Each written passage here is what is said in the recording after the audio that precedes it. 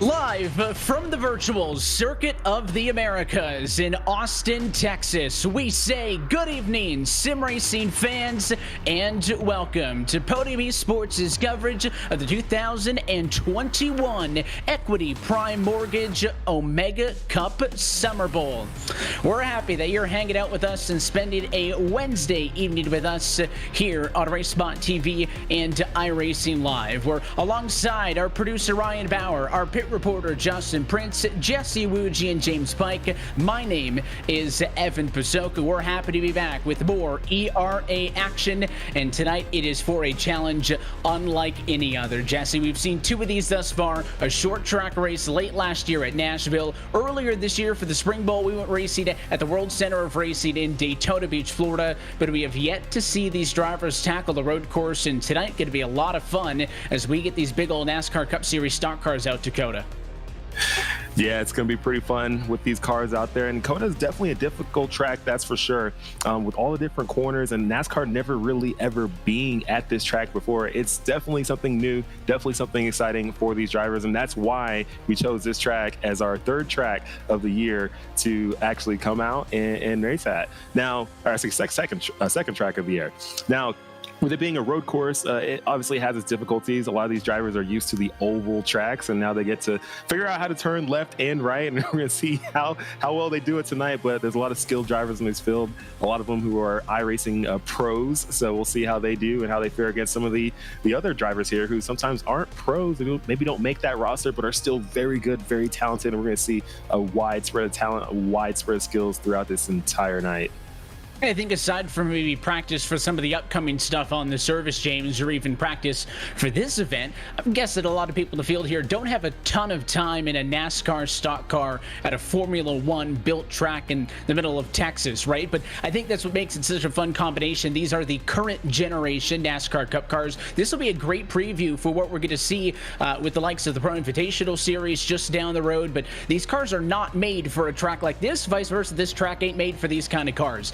That's what I think the best part about this event here tonight is it is going to be a challenge. These guys are going to have to work hard for their part of a $5,000 purse on the line. It is a bit of a square peg going into a round hole, this combination, because you're right. This is a track that is primarily designed with Formula One cars, open wheel cars, sports cars in mind, and not necessarily the stock cars that you're going to see this evening. But like you also pointed out, if you like Circuit of the Americas, this is going to be a great month for you on iRacing because you're going to have the Coke Series there next week. You're going to have the Pro Invitational Series there next week. You're going to see it in official racing. So I think the neat thing about this EPM SummerBowl for the Omega Cup is that you're going to see some of the top names in sim racing and some folks who are probably going to compete for victories over the course of the next week in tonight's race. So everybody watching tonight, I think, might be able to learn a little something, and these drivers are just the first guinea pigs that get to go out and test this track and get a feel for it. I think a lot of folks are going to be able to watch what they do, hopefully apply it to their races later on in the month, and maybe come away with some checkered flags at the end of it all. You should be no excuse by the time the actual NASCAR race weekend gets there, Dakota, that you're not familiar with this circuit because there's tons of action coming up here on iRacing. And Jesse, we talk about this being the third event, right? You referenced the Winter Bowl race where we went short track racing at the Nashville Fairgrounds. Of course, the Spring Bowl, we went to a big super speedway in Daytona. So this is a new challenge, but not a new setting, if you will, for ERA as you guys continue to build the brand of giving away more than $20,000 to date. So it's a challenge. It's a sim race. These guys are going to have fun, but let's not get it twisted. They're not here just for bragging rights. They've got a serious prize on the line tonight. Yeah, they definitely have a serious prize, that's for sure. $5,000 on the line. With $5,000 on the line, a lot of these drivers are going to be fighting for it. And here on a road course, especially a place like Coda, there's a lot of different corners where you're going to see a lot of great battles. There's a lot of slow speed corners, and that's typically where you're going to see fighting. When drivers are fighting back and forth, you're going to see a lot of different lead changes here, I think, with the skills that we have, with the skilled drivers that we have racing tonight. All the different things you're going to see at this track. It's going to be new to a lot of the fans because they've never really seen NASCAR race at this particular track. But at the same time, too, it's going to provide a lot of excitement for us, for them. And I think at the end, we are probably going to be surprised on who actually ends up taking this win. But I'm excited for it. $5,000 on the line. That's a lot of money for these drivers because in sim racing, it's still wild, wild west. You don't see a lot of big money, prize money type events out there, and we're one of the few who's actually making it happen. So I'm pretty excited that we're able to make it happen. Big thanks to our sponsor EPM for helping us get out here on the track tonight. And that's why you're going to get, James, to your point, the best of the best, right? I mean, this is a track you talk about other places where NASCAR goes. Cup racing, that's an evolving landscape. We're going to talk to some drivers who are going to be racing here in just a moment, but this is a big track compared to a Watkins Glen or a Sonoma. 20 turns, plenty of opportunities to make mistakes. It'll be a balance, I think, drivers racing the track, try to not make mistakes, but also dealing with all of the traffic out there as well, right? I think those are going to be some key points to look at this evening. Well, let's continue on with our pre-race coverage. We talk about some of those events from earlier in the year. Let's talk with your Spring Bowl winner, Mike Sturgill, who took home the checkered flag back in February for the virtual Daytona International Speedway. Mike, you with us? Yeah, I got you. Well, hey, thanks for jumping in and talking with us here pre-race on our Equity Prime Mortgage pre-race show. This is a different challenge, but let's talk COTA in a minute. First, take us back to that Spring Bowl race at Daytona. That one came all the way down to the stripe, just held on to take the checkered flag. Yeah, found myself up front there towards the end, and on that final restart, I had Torres behind me. We had worked out a little deal with each other, so I had faith he'd stay with me, and luckily for me, he did, and we took that one home.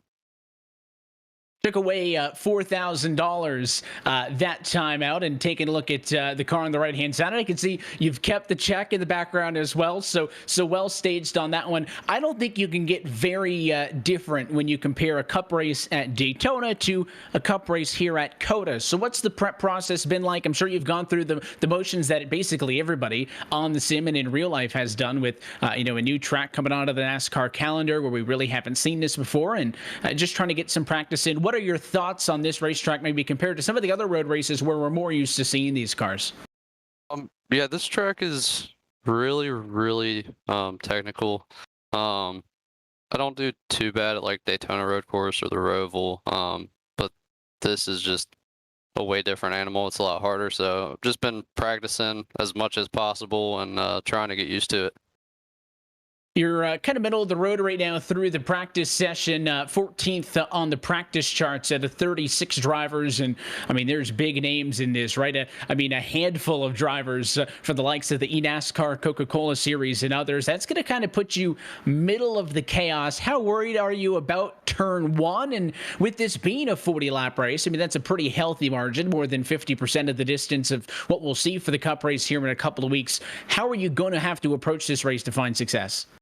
Yeah, turn one's probably going to be pretty wild that first lap, so hoping just to make it through there clean, and then really the goal for the race tonight for me is just keep it on track, keep it as clean as possible, and hope that others make mistakes. And I think that's going to be an important thing right there. We were just talking about that a few minutes ago. There's so many places for guys to make mistakes. Strategy-wise, this is a race that could go green all the way, but race control has said, listen, if 3+ cars are wanted it up, we will throw a full course caution. That could easily happen, turn one, lap one. It could happen kind of in the middle of the run. From a strategy standpoint, how are you going to approach this race? Is it a good idea to kind of go with the status quo, pit towards the halfway point if nothing's crazy? Or maybe is there an advantage to trying to get away from some of these other guys and go off cycle? I think if it stays green, probably just going to stick with cutting it halfway.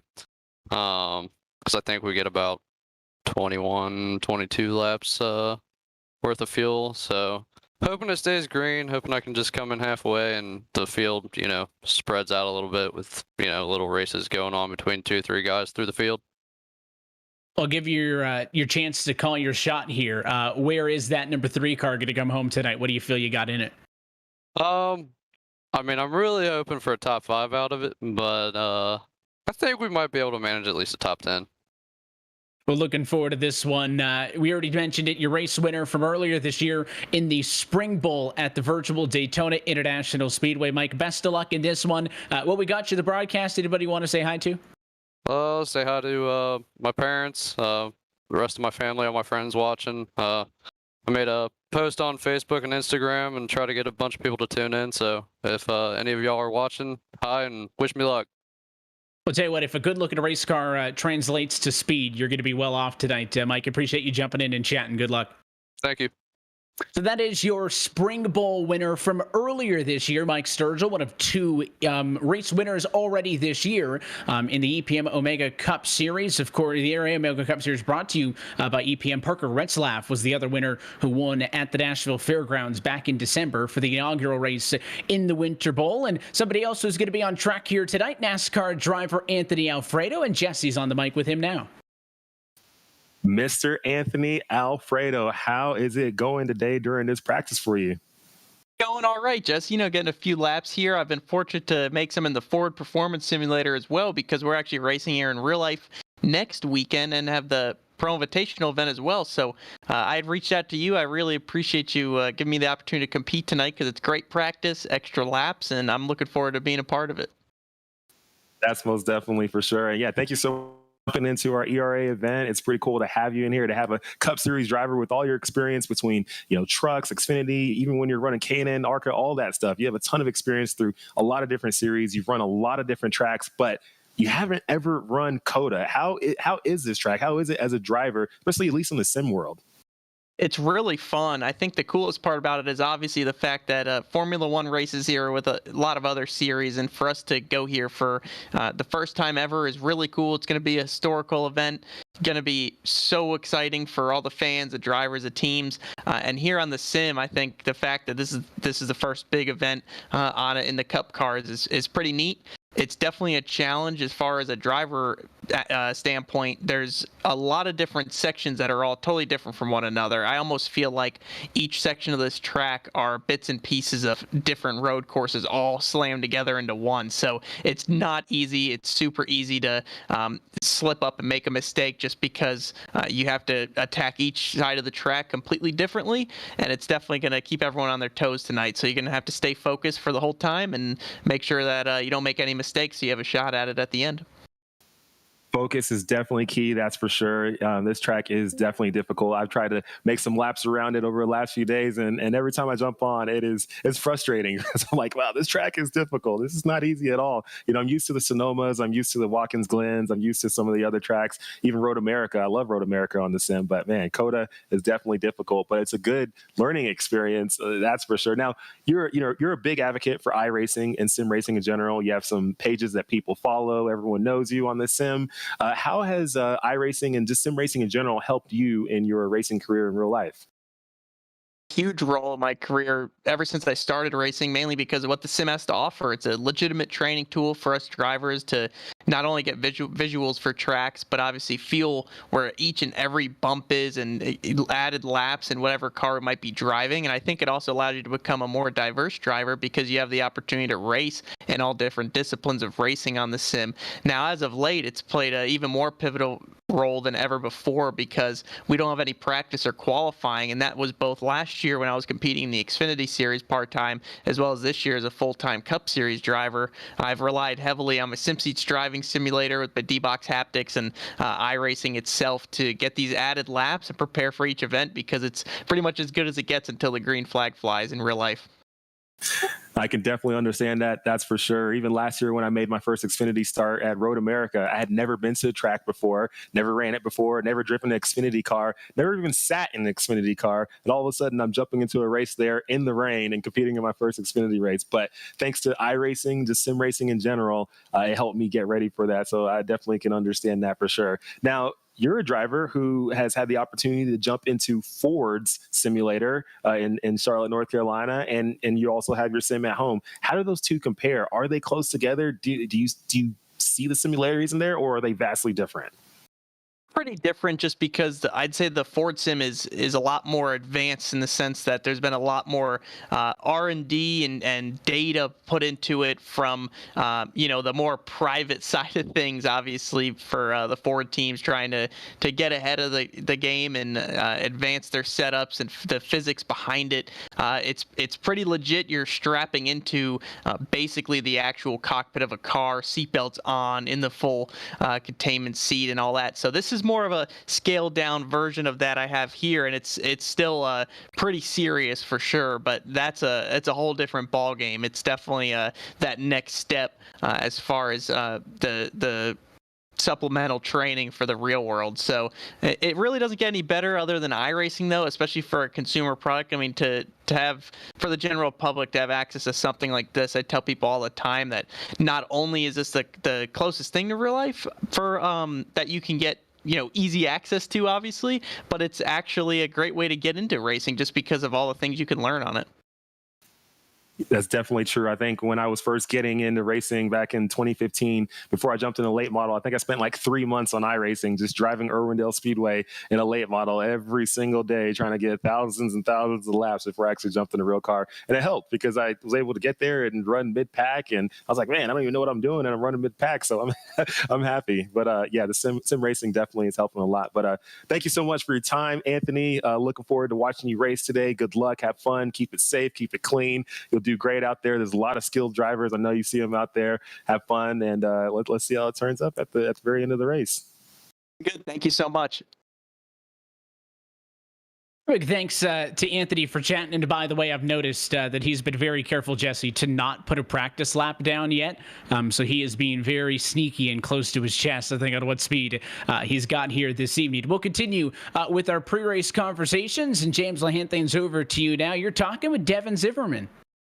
We do indeed have Devin Zimmerman here in the booth with us. And Devin, I think you've got a really interesting story coming into this evening, because I don't think a lot of people realize, A, that you're part of Air Force Gaming, or B, I think more importantly, that Air Force Gaming is a thing. It's a new way for members of that branch of the military to connect. So just tell us a little bit more about what you all do at AFG and what that program is all about. Yeah, of course. So, yeah, Air Force Gaming, it's relatively new. About 86% of airmen and guardians, that's Air Force and Space Force, between the ages of 18 and 34 and identify as gamers. So they started Air Force Gaming as an initiative to help airmen of all ages, ranks, backgrounds, everything, kind of have a common goal through gaming, also promoting mental acuity, fine motor coordination, and competitive excellence. And it's also a great resilience tool, which is a big push in the Air Force and Armed Forces right now all over. Having that resilience to bounce back from bad situations that we are put in as we are serving the country. So it's a great way for all of us to kind of be together and have a common shared, thing that we all like to do. And iRacing, the iRacing team was founded by Master Sergeant Bass. He's not here tonight with us, though. He actually had some computer issues, so he wasn't able to make the qualifiers. But the other four of us made the feature. We're all excited to be here. We're all excited to finally represent. We were hoping to do so at Daytona, but it just wasn't to be. But yeah, for here, we're definitely excited. I think we're going to run well as a team. So yeah, hopefully you'll see these awesome paint jobs that the guys, you all at ERA made for us with the F-16 Thunderbirds. It's pretty awesome. So hopefully you'll see us up front. That'd be pretty cool.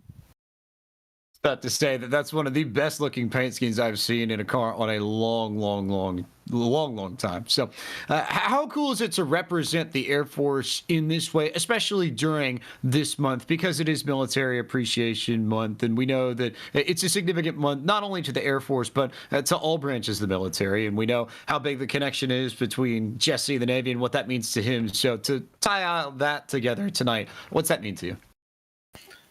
It means a lot. I definitely, want to represent the best of the, we want to put forth the best that the Air Force has. iRacing, all of us, there's some of us that have been in there a lot longer than others. I've only been on the service since March, and I just keep getting better and better. And this is a way for me to continue to do that. I may not be one of the fastest guys on the track tonight, but I'm definitely going to give it everything and learn as much as I can from the guys who are quite fast here. So, we're going to give it everything we got.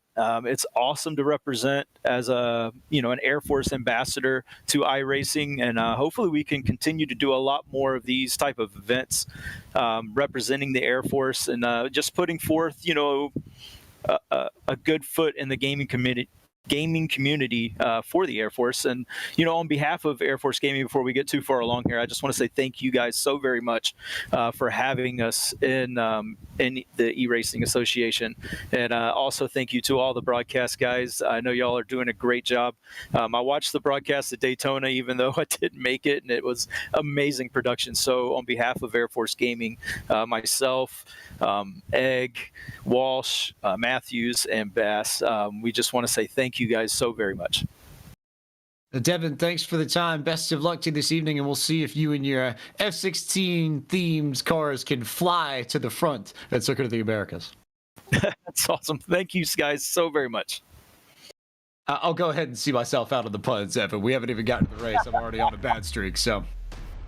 Hey, man, you can certainly do worse, so I'll take it. They're going to want to, I think, certainly do a flyby on the start of the race. These things are going to be up to speed. It might look like a flyby as they run off it into turn number 1 on that long front straightaway to get this one underway. We're going to go race it here in just a minute. Jesse, wanted to go back to you before we close out our pre-race coverage. And we have mentioned this Pro Invitational a few times, of course, and that's going to be racing here next week. But you're currently 2 for 2 on the fan vote, so you've been in on those races so far this year. Or are you taking notes on what we're going to see down here on track today? I know you'd love to get involved in that one as well.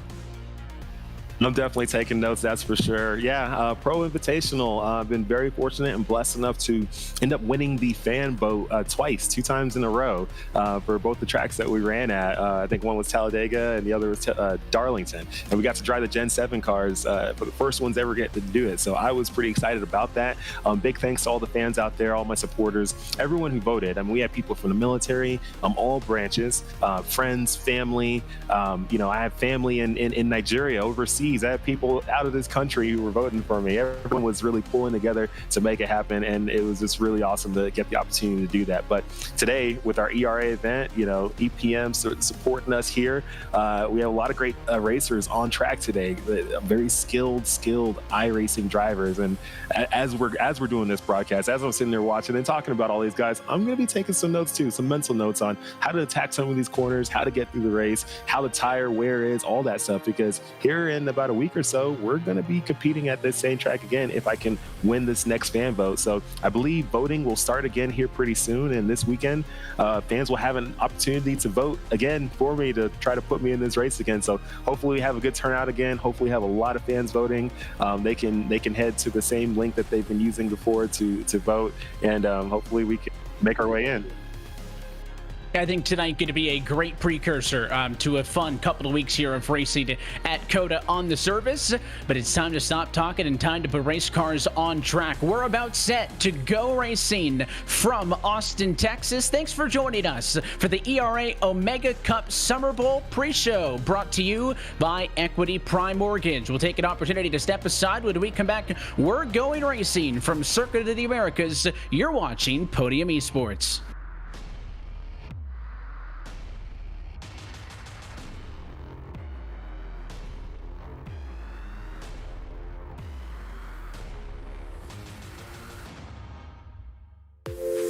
The EPM mission reads that we are a resource and voice for financial empowerment. The EPM vision, which is connected to the EPM way, is to continue to offer financial service, communication, and assistance to the communities we serve.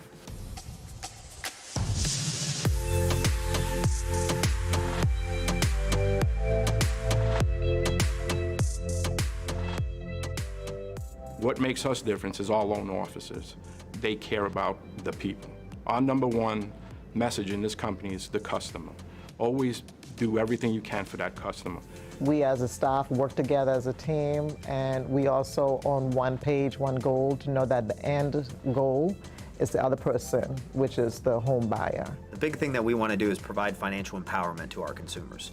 The ramifications of not owning versus owning is very vast. So it's really about maximizing your earning potential to build wealth. Our diversity, it's a large part of what sets us apart. And the way we look at business with an empathic approach, we do care. I have grown up here. I've pretty much done almost every position here and have just grown and learned throughout the 10 years and been given tons of opportunity to advance. I can't tell you how much this place means to me. My favorite part of EPM is the relationships that we build. I mean, I see my coworkers more than I even see my family throughout the week. So it's important that we have that relationship with each other. I know that I'm going to work hard with my coworkers, but I also know that I'm going to be able to have a fun time with them. When you join EPM, it's like you're gaining a huge, giant family. The people here are just funny and amazing. The 23 Fundamentals, or the EPM Way, is our new culture plan. They are led by great communication, ethics, morals. All in all, they make us better. They make us EPM. The idea of work and home is truly been blurred. So when our culture plan was created, we wanted to transcend just being in the office. It's really about being a brotherhood, a sisterhood, but it's still all about one mission and one objective, is to make sure that we're not only leading to financial empowerment, but we're growing our communities, we're serving our communities, we're growing our individuals.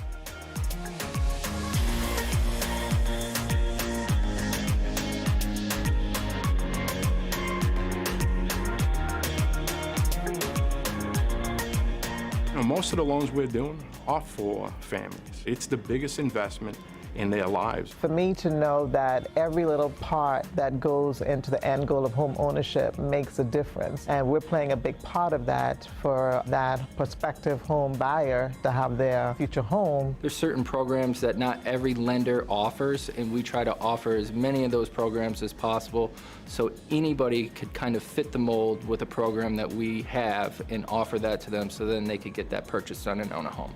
You know, the gold standard is treat somebody how you would want to be treated. I think that's the way people would want to be treated best. They want to make sure that somebody's looking out for their best interest, not yours, not the company, not the industry. So you definitely got to put yourself in their shoes and empathize and make sure you're looking and more importantly, listening very, very generously to what they're saying and what they're trying to accomplish. It feels amazing to know that my team and I were able to contribute to a prospective buyer having their home. And for that home buyer to finally walk into the doors and have their home is just amazing, and we contributed to that. It gives you a sense of pride in what we're doing here and gratitude to be able to help out those people get things and achieve their goals as well. A lot of people talk about care, and the only way to truly care is through showing action and showing what you're doing for them in that moment. We're able to help people to achieve the American dream, which is home ownership. But it's not just home ownership. That's your home. That's your family. So generations can be there just by one impactful movement that we do.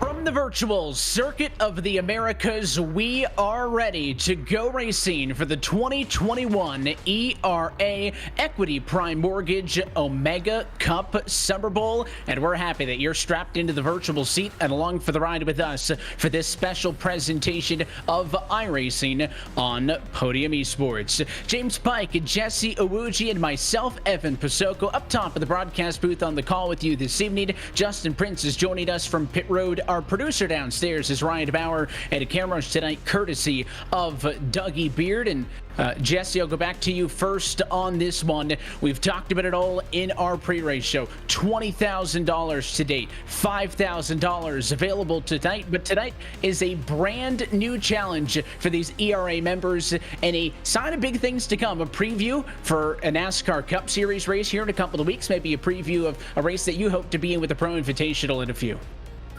Yeah, that's for sure. And hopefully we can make the Pro Invitational again. I had the fortunate blessing of being able to get voted in twice in a row. So I was very excited about that and got the opportunity to race. And we finished top 10 at the Darlington race last week. So that was pretty exciting. But today is about these drivers who are on track today at COTA, racing in our EPM Omega Cup Series SummerBowl. It's our first time we're putting on a SummerBowl, and we're doing it at a road course track. We've been doing the ovals for the last few events, and now we put on a road course track to mix things up. So we have a lot of great drivers, some of them in the Coca-Cola Series, drivers from non-Coca-Cola Series, drivers from all over iRacing coming together to compete today. $5,000 on the line. I'm pretty pumped to see how this one turns out. We have a lot of skilled drivers, a lot of drivers from different backgrounds, drivers who race only on the sim, drivers who race in real life. We even have a driver who races in the NASCAR Cup Series. So a lot of great stuff going on today. I'm pretty pumped about it, but it's going to be exciting today, and I'm looking forward to how everything turns out. I'm seeing license classes on the sim from D class on the road to A class. So we have everybody here today. And Jesse, I want to jump back to you real quick. You talk about the ERA members, right? This is the members race. And I've seen that ERA logo not only on your car in the Pro Invitational Series, but on your car in real life NASCAR races as well. And I believe there were a bunch of ERA member names on your car just a couple of weeks back, which was one of the cool things you guys did to participate in these races. Yeah, we got the opportunity in real life at multiple races, actually, be able to put our ERA members' names on the race truck. I've been racing in the NASCAR Truck Series this year, and for some of the races, what we've done is anyone who signed up as a member, currently as a member for ERA, we actually get their name, we put it on the bed of the truck. So we have quite a few of them on there, and what we typically do is get a nice little video of all the names on there, post it on social media so that these members can see, hey, even though I'm a member of ERA and I'm competing for prize money on all these different events, I also get the opportunity to be on a real life race truck in NASCAR on national TV, and that's pretty exciting for the members. So it's something we want to continue to do, throughout all the races that I have this year. Just a way we can really give back to our ERA members and just show them that, hey, we really appreciate them. We appreciate everything they do for us. We appreciate them being a member in ERA. So for those who aren't members right now, I say sign up. Go to eragaming.gg, sign up to be an ERA member and get the opportunity to compete for prize money on iRacing, and then also have your name on a real life race car in NASCAR. I don't see any reason why not to, James. You get to do these major events here on Podium and iRacing, of course, some of the smaller events that they put on for their members as well, and you get to ride on a NASCAR Camping World truck. I think it's a pretty good deal, at least for tonight's challenge. Outside of this event, for the drivers, this is just generally a big challenge on the sim. These cars are tough to drive. This is a very technical track, so race-wise speaking, forget the prize money. From getting from point A to point B, it can be hard for some drivers. In road course racing, and especially with the cars in the NASCAR Cup Series, I think you're racing the track more than you are the other drivers around you. Now, of course, you're going to have to navigate traffic in places and get around lap cars and make sure you don't get yourself into trouble. But if you focus on trying to beat the person in front of you or behind you, I think you've already lost the plot. Make sure you focus on racing the track first. Good things usually tend to follow. Might back it up as well, almost, Jesse. Plan it in terms of, we heard a lot of drivers already talking about pitch strategy. They're probably going to play this one in reverse. What do I do early to set me up well for the end of this race? That's definitely for sure. And yeah, as crew chiefs are going to be trying to figure out how we're going to set these drivers up for success. What are we going to do with tires? What are we going to do with fuel? What's that strategy? But it's new to everybody. No one's used to this track. It's a different track.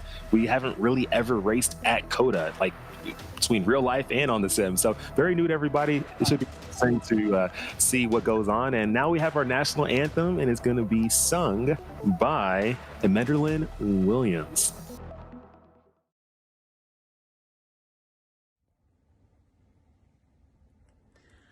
Oh, say, can you see by the dawn's early light.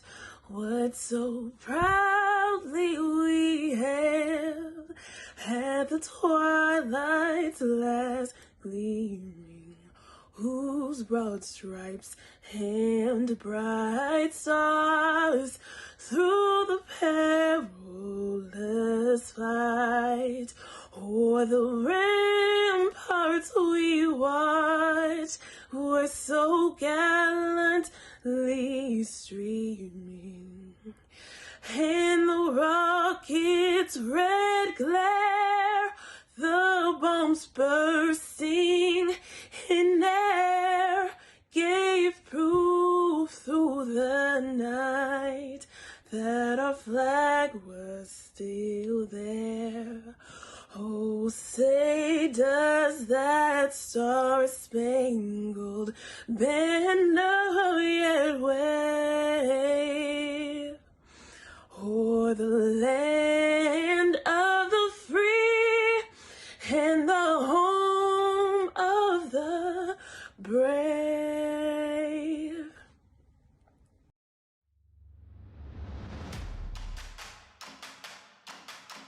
Just minutes away now from going racing here from the virtual circuit of the Americas, James. And I mean, we talk about the uniqueness of this racetrack. It can fairly be said that, American road racing entered the 21st century with the debut of COTA back in 2012 as the host of the United States Grand Prix, the first facility in the United States designed specifically for Formula One. We've seen F1 races all over the United States at a host of different venues, but this racetrack, when it was announced in 2010, is an ambitious plan to build it in the middle of nowhere in Austin, Texas, in some undeveloped land.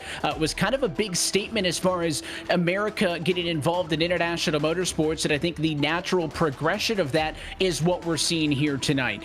American NASCAR stock cars racing at a track that was designed for big open wheel formula cars. I mean, it is really an interesting combination, but iRacing is the place where you could put those together, and I'm sure there's drivers that have raced in these cars before on this end, before it was even announced that NASCAR was going there, right? A lot of people just like to put together some fantasy combinations, but I mean, this is really a truly remarkable combo, and I think we're in for a great show. It was always going to happen, I think, at some stage. You can't build a facility to FIA Grade 1 specifications and not end up having America's largest form of motorsport here in some way, shape, or form. Just took a little bit of time to figure out how it would fit into the schedule and how all parties could be involved and satisfied. So I'm excited to see what happens here tonight, what happens next week with the Coke Series race, the Pro Invitational Series, and then when we get to the Echo Park Grand Prix on the 23rd. It's going to be a fun few weeks at COTA.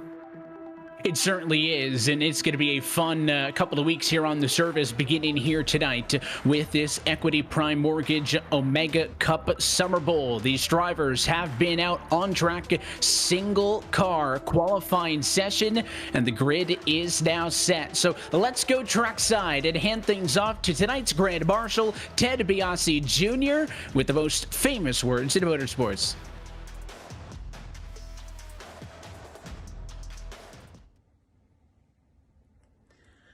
Oh, say, can you see by the dawn's early light?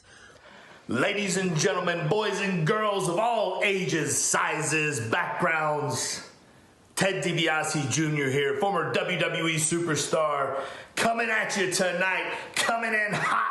And it is my honor to get this party started tonight. I'm ready to see who's gonna take home the money.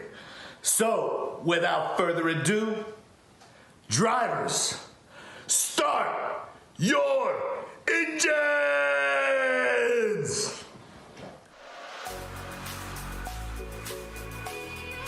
Let's look trackside at your Equity Prime Mortgage starting grid. Jimmy Mullis is on pole position for this one with a 2-minute, 11.726 second lap time. That'll bring us to the green flag alongside fellow eNASCAR Coca-Cola iRacing Series competitor Vicente Salas. Then you'll find Ozan Walsh in the number 3 spot, joined alongside by Garrett Maines in 4th. And the top talent continues with Zach Novak in the number 5 spot, joining row 3 with P6 Austin Edwards.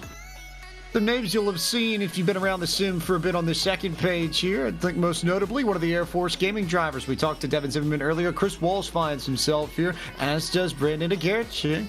Got Cody Harris, Bob Eldred, and Guillaume Hisnot, and with Garrett Conrad starting towards the back half of the top 10.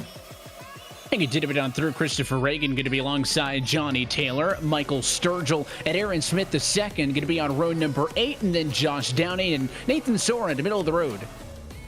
Devin Zimmerman, we talked to him in pre-race. He starts on the inside of row 10 alongside Braden Black. John Lenoff is there with Chris Matthews starting in 22nd, then Nick Brand and Bradley Goodman to complete row 12 in spots 23 and 24.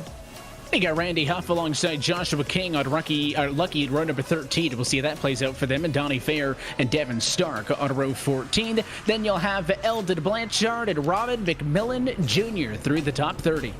Carson Bachman was the last driver to take time and the first one to elect to start from the back. How about NASCAR Cup Series driver for Front Row Motorsports, Anthony Alfredo? So he'll start on the outside of row 16, 32nd spot. He's got a ways to go, Evan. He does have a ways to go, and the rest of these drivers not taking times at qualifying, alongside with Jocelyn Washington, Lee Ryerson Jr., and Jody Lowry. You look top to bottom at your starting green. James, we talked so much about COTA. Walk us through it. Yeah, plenty to talk about here when it comes to Circuit of the Americas. This place opened in 2012. It's a 3.42 mile, 5.51 kilometer circuit with 20 turns. And drivers tonight are going to be going for 40 laps, just under 140 miles, just over 220 kilometers. The in-sim time right around 7 p.m. local time on the default day for iRacing, May 15th, 2021. Air temp in sim is currently 78 degrees Fahrenheit, track temp 79 degrees Fahrenheit. Those should hold pretty steady over the course of the evening, but they could drop, add a little bit more grip to this racetrack. Winds are very calm, steady, 2 miles an hour, and humidity currently sitting at 55%. Pretty solid conditions to go racing in the heart of Texas, Evan. Hey, you see the race lap record set by Charles Leclerc back in 2019. We're just a cool 35 seconds slower in a NASCAR stock car. There's a lot of horsepower in these things and a lot of weight, but they are not easily transferred to those rear tires, and that's why it makes these things such a challenge. Let's walk you through this one with a look at our podium race analysis. So these drivers, as mentioned, just finished a 10-minute 2-lap qualifying session to start the grid. 40 drivers to make the show. 39 are here, so everybody is in. This race is 40 laps in distance. That'll be just over 137 miles of racing. Now, it is a fixed setup race, so some of those more well-known names and some of the larger teams, they don't have a big advantage over everybody else. They don't have their setup guys working on something to give them an advantage. Everybody is on an even playing field here tonight. There is one quick repair available to every driver if they so need it. It'd be nice if you don't, but if you're new to iRacing, that basically means if your car gets damaged, you don't have to do the conventional thing of sitting in the pit box and letting it get fixed. If you decide to use your one quick repair, you'll basically get a brand new race car. That's the best thing of the sim. All the real life guys will tell you is that reset button. And you do need to stay clean in this race as well. If you get 16 incident points, you will get disqualified. That happens if you end up off track, make contact with another car, and that can add up pretty quickly when you're talking about 40 laps, 20 turns apiece. So discipline, I think, it'll be pretty key as well in this one. As we get set to roll, let's welcome in the fourth member of tonight's broadcast team. Justin Prince is joining us down from pit road. Justin, I know you've been talking with a lot of these guys pre-race. What you got for us? Well, Jimmy Mullis is very confident about this race tonight, especially with some of the performances from the eNASCAR Coca-Cola iRacing Series, where he started a few years ago at the back end of the top 10 for the finishing orders, then rose up to 2 P2 finishes in the 2020 season. He described this racetrack as a facility that's a 3-mile flat short track with zero grip and right turns. He personally loves the character of this racetrack and feels like it really relies on the patience and being smooth, which will usually play out really well for drivers such as himself. He also, in turn, is thinking about this in preparation for the eNASCAR Coca-Cola iRacing Series as an opportunity to be in a race-type situation and be better prepared for next week as well. In other words, a potential positive outlook for Mullis and company. The drivers right now rolling through the back half of the racetrack. They started on the long straightaway between turns 11 and 12. So that real sharp left-hander they started with was 12. They just went through 13, 14, 15, and now this kind of gradual double apex is basically 3 corners. 16, 17 right here in between the two of them. And then when you cut back down to the inside here, that is turn 18. There are 2 more left-handed corners for 19 and then 20. And then you have that infamous run down the front straightaway and then up the hill to corner number 1. But the lights are off on top of the iRacing official pace truck, and we are going racing this time by. We're so happy that you're spending your evening with us for Podium Esports' coverage of the ERA Equity Prime Mortgage Omega Cup Summer Bowl for the virtual circuit of the Americas. Pace cars off, the field in the hands of the number 46 of Jimmy Willis as we say, let's go road racing at COTA.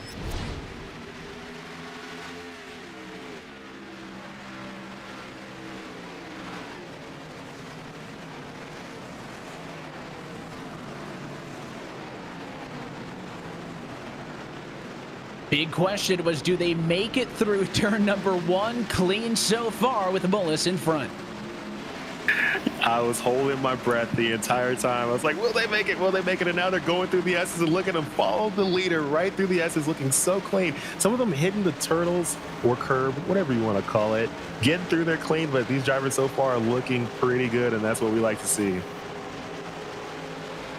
I wonder if we need to talk about sectors and curbs with a K and all of that being at the F1 circuit, but how silly of us, James, to question some of the best on the surface if they could get through turn 1. Made that one look calm, and as they head down the little bit of a short shoot, here's a tight left-hander in turn number 11. Salas looking to the inside for the race lead, and then a long run, high speed down the back straightaway looking for turn 12.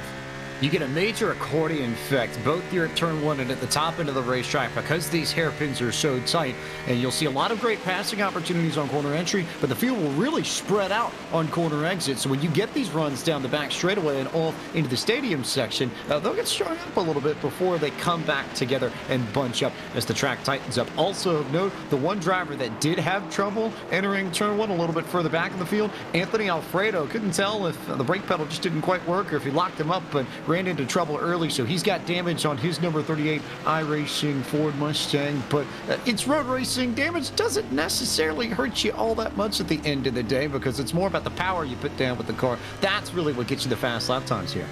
You spoke earlier in this race with Devin Zimmerman. He had a bit of an issue as well, spinning it out on the first lap of the race, dropped him back about 18 spots. No damage, though, so he's still going. And you can see now as the majority of the field coming through what you know the stadium section. Sharp left-hander in turn 20, back to the front straightaway. That is 1 lap around Circuit of the Americas. That back straightaway, Jesse, so fun. We talk about the technicality aspects of this, right? And as we see these guys get through the first couple of corners and then they'll get to those S's, right? A comment that I made pre-race was you're basically setting up for the corner 3 corners down the road now, right? You can't drive each corner too aggressively because then you're going to hurt yourself on the back end. You do need to be very methodical in your approach. So there are aspects of this track where you need to be very refined, but then you get to the back straightaway and you send it 180 miles an hour and then have to slow it down to 40 to make turn 12. I mean, this racetrack's really got a bit of everything as we go on board with Salas in second.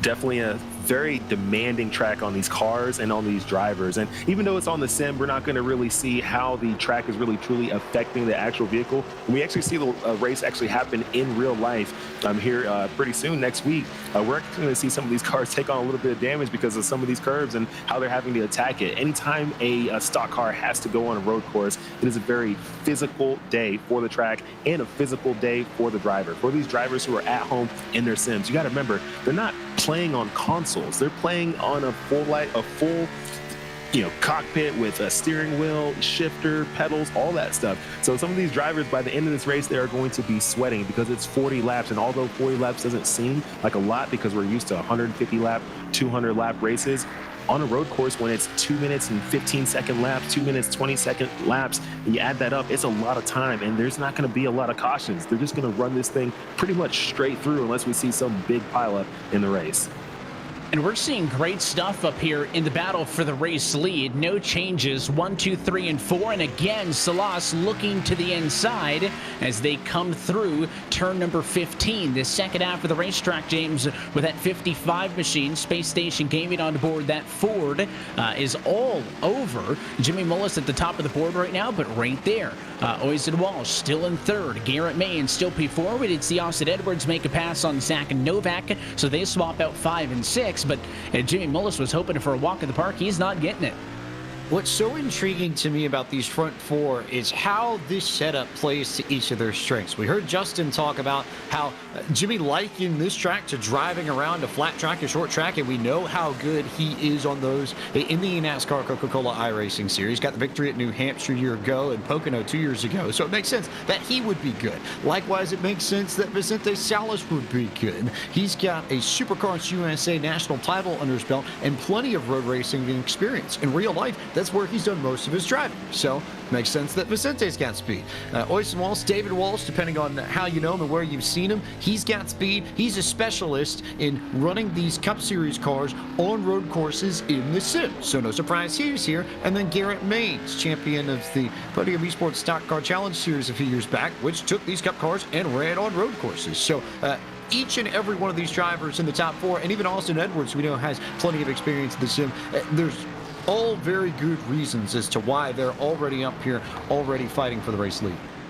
You saw a quick glimpse there of Devin Zimmerman, who had a spin early. He has since picked up a few spots, and he's back up to P32. And here is the exchange from Austin Edwards on back. So Zimmerman's got back going. No major incident. Somebody's off through the S's just up the road from that number 16 machine. So everywhere you look, somebody's going to be struggling to make the corners here at COTA. But for the most part, you do have a fair bit of runoffs, Jesse. So you talk about the racetrack actually damaging these cars as Salas again going to look to the inside. Mullis leaves room, hangs it out a little bit, and 55 machine right there for the race lead. Working lap number 3. Can he get the 46?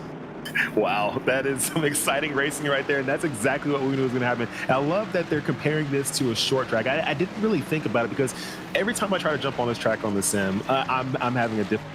It's a very tough track, and I was trying to figure out what is this track like.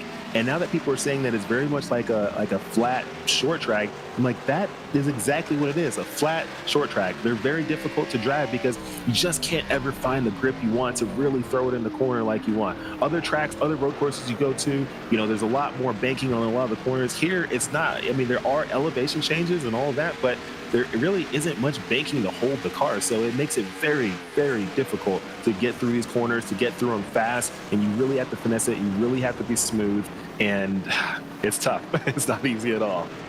Yeah, the elevation is uphill and downhill. It's not side to side to stick that race car to the racetrack in the corners. And look how wide they had to take that approach to 1 because you want to go for the way undercut because turn 2 comes up and you need to be on the left-hand side of the racetrack to set yourself up for the S as well. But Salas has been able to break free and goes to the race lead early in this one. We saw a touch in the final corner in turn 20. Walsh got a bit of a hit behind from Mains, but so far so good, Justin, inside of our top 4. And for Vicente, got the chance to speak with him before today's action. He said when it comes to road course races, anytime there's a race on a road course race, he is there because road course racing has grown to be one of his favorite forms of racing in general. He said it's been pretty chill in terms of preparation for this race, whether it's been for the qualifying runs or whether it's been for long runs in preparation for this race. But he also said the main thing for him when it comes to this preparation has been learning the lines and keeping the tires under the car. The tire fall off has been something many different drivers have instituted as what could be a significant amount throughout this race today. And just watching these leaders, we talk about the length of this. And to that point that Justin made there on Vicente, James, he could be a big fan of what's coming up with the Cup Series, right? They're going here, they're going to have Road America, they're going to have Watkins Glen. So if he's a fan of road course racing, the next couple of weeks on that end of things, looking up for the 55 team, could he challenge the likes of Zelensky and others? But when we compare this track to those others, right? You got Sonoma, 1.99 miles, the way that they run it. For the NASCAR Cup cars, when you head out to Watkins Glen, much shorter as well. They run the short course at Watkins Glen. That puts them in at about 2.4 miles. We're at 3.43, right? NASCAR didn't opt to go for a shorter layout. They went for the full Grand Prix circuit here, and I think if you're going to race COTA, race it like it was designed. I mean, it is not an exaggeration when we say this is a long lap. I think it's interesting how I go back through my mind and think about all the series that have run at COTA, and the only major one that I can think of that's used the national course, the wet course, the short course that sort of cuts off the back straightaway and brings you right over from the SS to the stadium section, I believe was when the Australian Supercars came here in 2013, which I think speaks to the strength of the full layout. There's not really too many people that run that short layout because everybody just wants to run the big one. Like you said, they want the full challenge, and you get a lot of really cool, interesting pieces that you touch on when you do a full lap here at COTA that you don't necessarily get when you run that half lap. Of course, at this track, one of the many ones designed around the world by Irma Tilke, and Tilke made it a very big point to incorporate some of the best sections of tracks around the world when creating a lap here at COTA. The S's that we just saw the drivers pass through, modeled after the Beckett-Stowe complex at Silverstone, the stadium section that they reach after the back straightaway, modeled after the similar section at Hockenheim, which just made it onto the sim earlier this year, and then that final run around turn 16, turn 17 around the bridge and the 360-degree tower, modeled after Istanbul Park's turn 8. So sort of a potpourri of different great corners of the world that you get in a full lap at COTA, and it makes perfect sense why you'd want to run the whole thing to get the most out of your laps here. Finally seeing some separation up at the front of the field. One thing that your race leaders, as this race stays green, are going to start to have to deal with shortly is a bit of lapped traffic, right? We've had a couple of single car spins here and there. Some drivers towards the back missing a corner but having to serve a slowdown penalty. These race leaders are going to start to catch up to them. They're right now, the race leaders coming out of 15. Lap traffic is still on the front straightaway, so they're still a few laps away. But we talk about a short track, and Jesse, an infamous thing about racing on those smaller tracks is dealing with traffic in your way. It's a different challenge here when the preferred line is different every corner. If these leaders do start to deal with some thick lap traffic later on in this race, could be a determining factor in how well they succeed. If those lapped cars can see them coming, if you're going to communicate with them, and how cleanly you can get yourself through. There's a lot of race cars on the track. Fortunately, it's big and they can spread out, but that will be a factor, I think, later on. It's definitely a factor for sure, especially, with lap traffic. When these drivers are going through the track, lap traffic, they're going to take away that preferred line. So you're going to have to find some way to go around them. When you're going through the corner, maybe you want to take the inside, maybe you want to take the outside, whatever you have to do to get around them. But the thing is, it's going to slow you down. And when you get slowed down on a road course, especially a track like this where you go into all these slower corners and then from there have a very long run, if you really don't get the right run off that corner, you literally could lose 1, 2, 3 seconds on your lap time just because of maybe potentially one lap car. So these are going to definitely become an issue for some of these drivers at some point during the race when the leaders end up catching some of the cars that might have spun, might have wrecked, might have had some issue, maybe aren't up to speed yet, who knows. But it's definitely going to play a factor in this race. We definitely saw it the other night in the heat race when Jimmy Mullis had an issue with one of the lap traffic cars that he ended up getting into through one of the corners. He got into him, and that ended his day during the heat race. So a lot can happen, and we're going to see how much of a factor it ends up being for this race. And that's a fair point that we haven't really got a chance to touch on yet, is that, all these events, the Winter Bowl, Spring Bowl, Summer Bowl, all two-night events, right? You mentioned it all started with the qualifying and the heats on Monday just to get to this feature race here tonight with this presentation of iRacing on Podium Esports.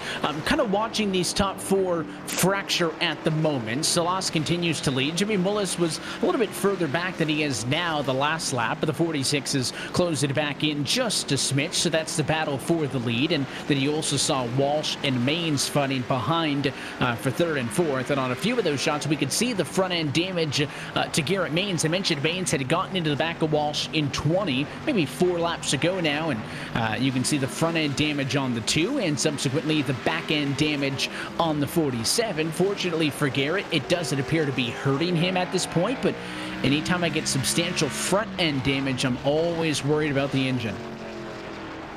always worried about engine temps too, which can be a little bit more of a concern here just because you've got the low downforce, high horsepower package on these engines. That means you're going to send them up further into the RPMs than you would on a 1.5 mile racetrack. So you, of course, also get the breathers when you get on the brakes to cool the engine down a little bit, but that's something that Garrett Mange is going to have to be mindful of over the course of the remaining 33 laps or so. It might not necessarily be the same cakewalk, but so long as he can manage the engine temps, again, major key to success here. And I think why we're seeing so many of the drivers like Jimmy Mullis who have success on road courses, Austin Edwards, or rather success on short tracks, but and Austin Edwards goes to this camp too, but it's the same sort of acceleration and deceleration that you get into out of these corners, right? You have to manage the power that you have in the rear of your car, and you can't just mash the throttle to get back on the gas if you get on the straightaway. It's about sort of rolling in and rolling out of it. We talked about Formula One. You think of the great Michael Schumacher. That's where he was better than everyone else in his time, especially with Scuderia Ferrari.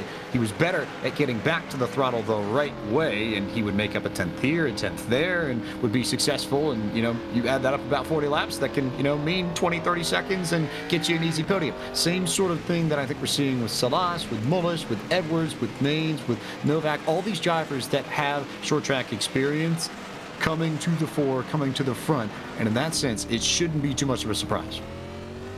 Back on board with Jimmy Mullis, who started this race from pole position, but last couple of times by, it has been all Salas in first and second to continue to pull away. They're about on average 3-ish tenths of a second better than those drivers behind them. So clearly, Salas and Mullis, the class of the field. Now, last time by, Salas had the best lap out of anybody on track with a 2:16.098. In fact, only your top 5 still in the 2-minute and 16-second bracket, so just kind of monitoring that when it comes to fall off. We touched on the strategy early in this as look out, some cars off the road right in front of the race leaders. Michael Gallagher was one of them, and Lee Ryerson Jr. the other.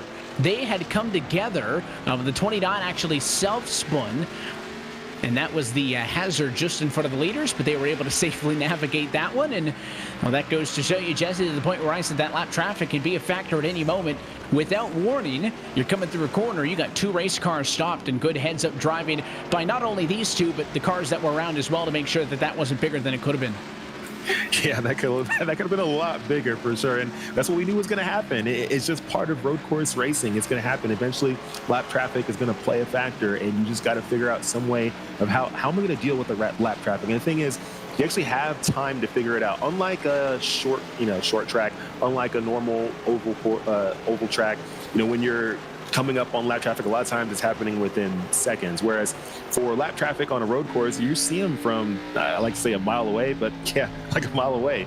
But when you're coming up on them, you have time to think about it. So you really got to plan it out. When am I going to meet them? Or maybe do I slow down just a touch so I can meet them at a particular corner so it's not as bad? Because there's certain corners on this track where you really don't want to meet the lap traffic. You definitely don't want to be passing them through the S's. It's going to be a little bit tough. There's some other corners you don't want to pass them on, but there's some that you're like, hey, I'd rather pass them at this particular point. So it's all about dealing with it and figuring out how I'm going to get by it so that you don't lose as much time throughout the race.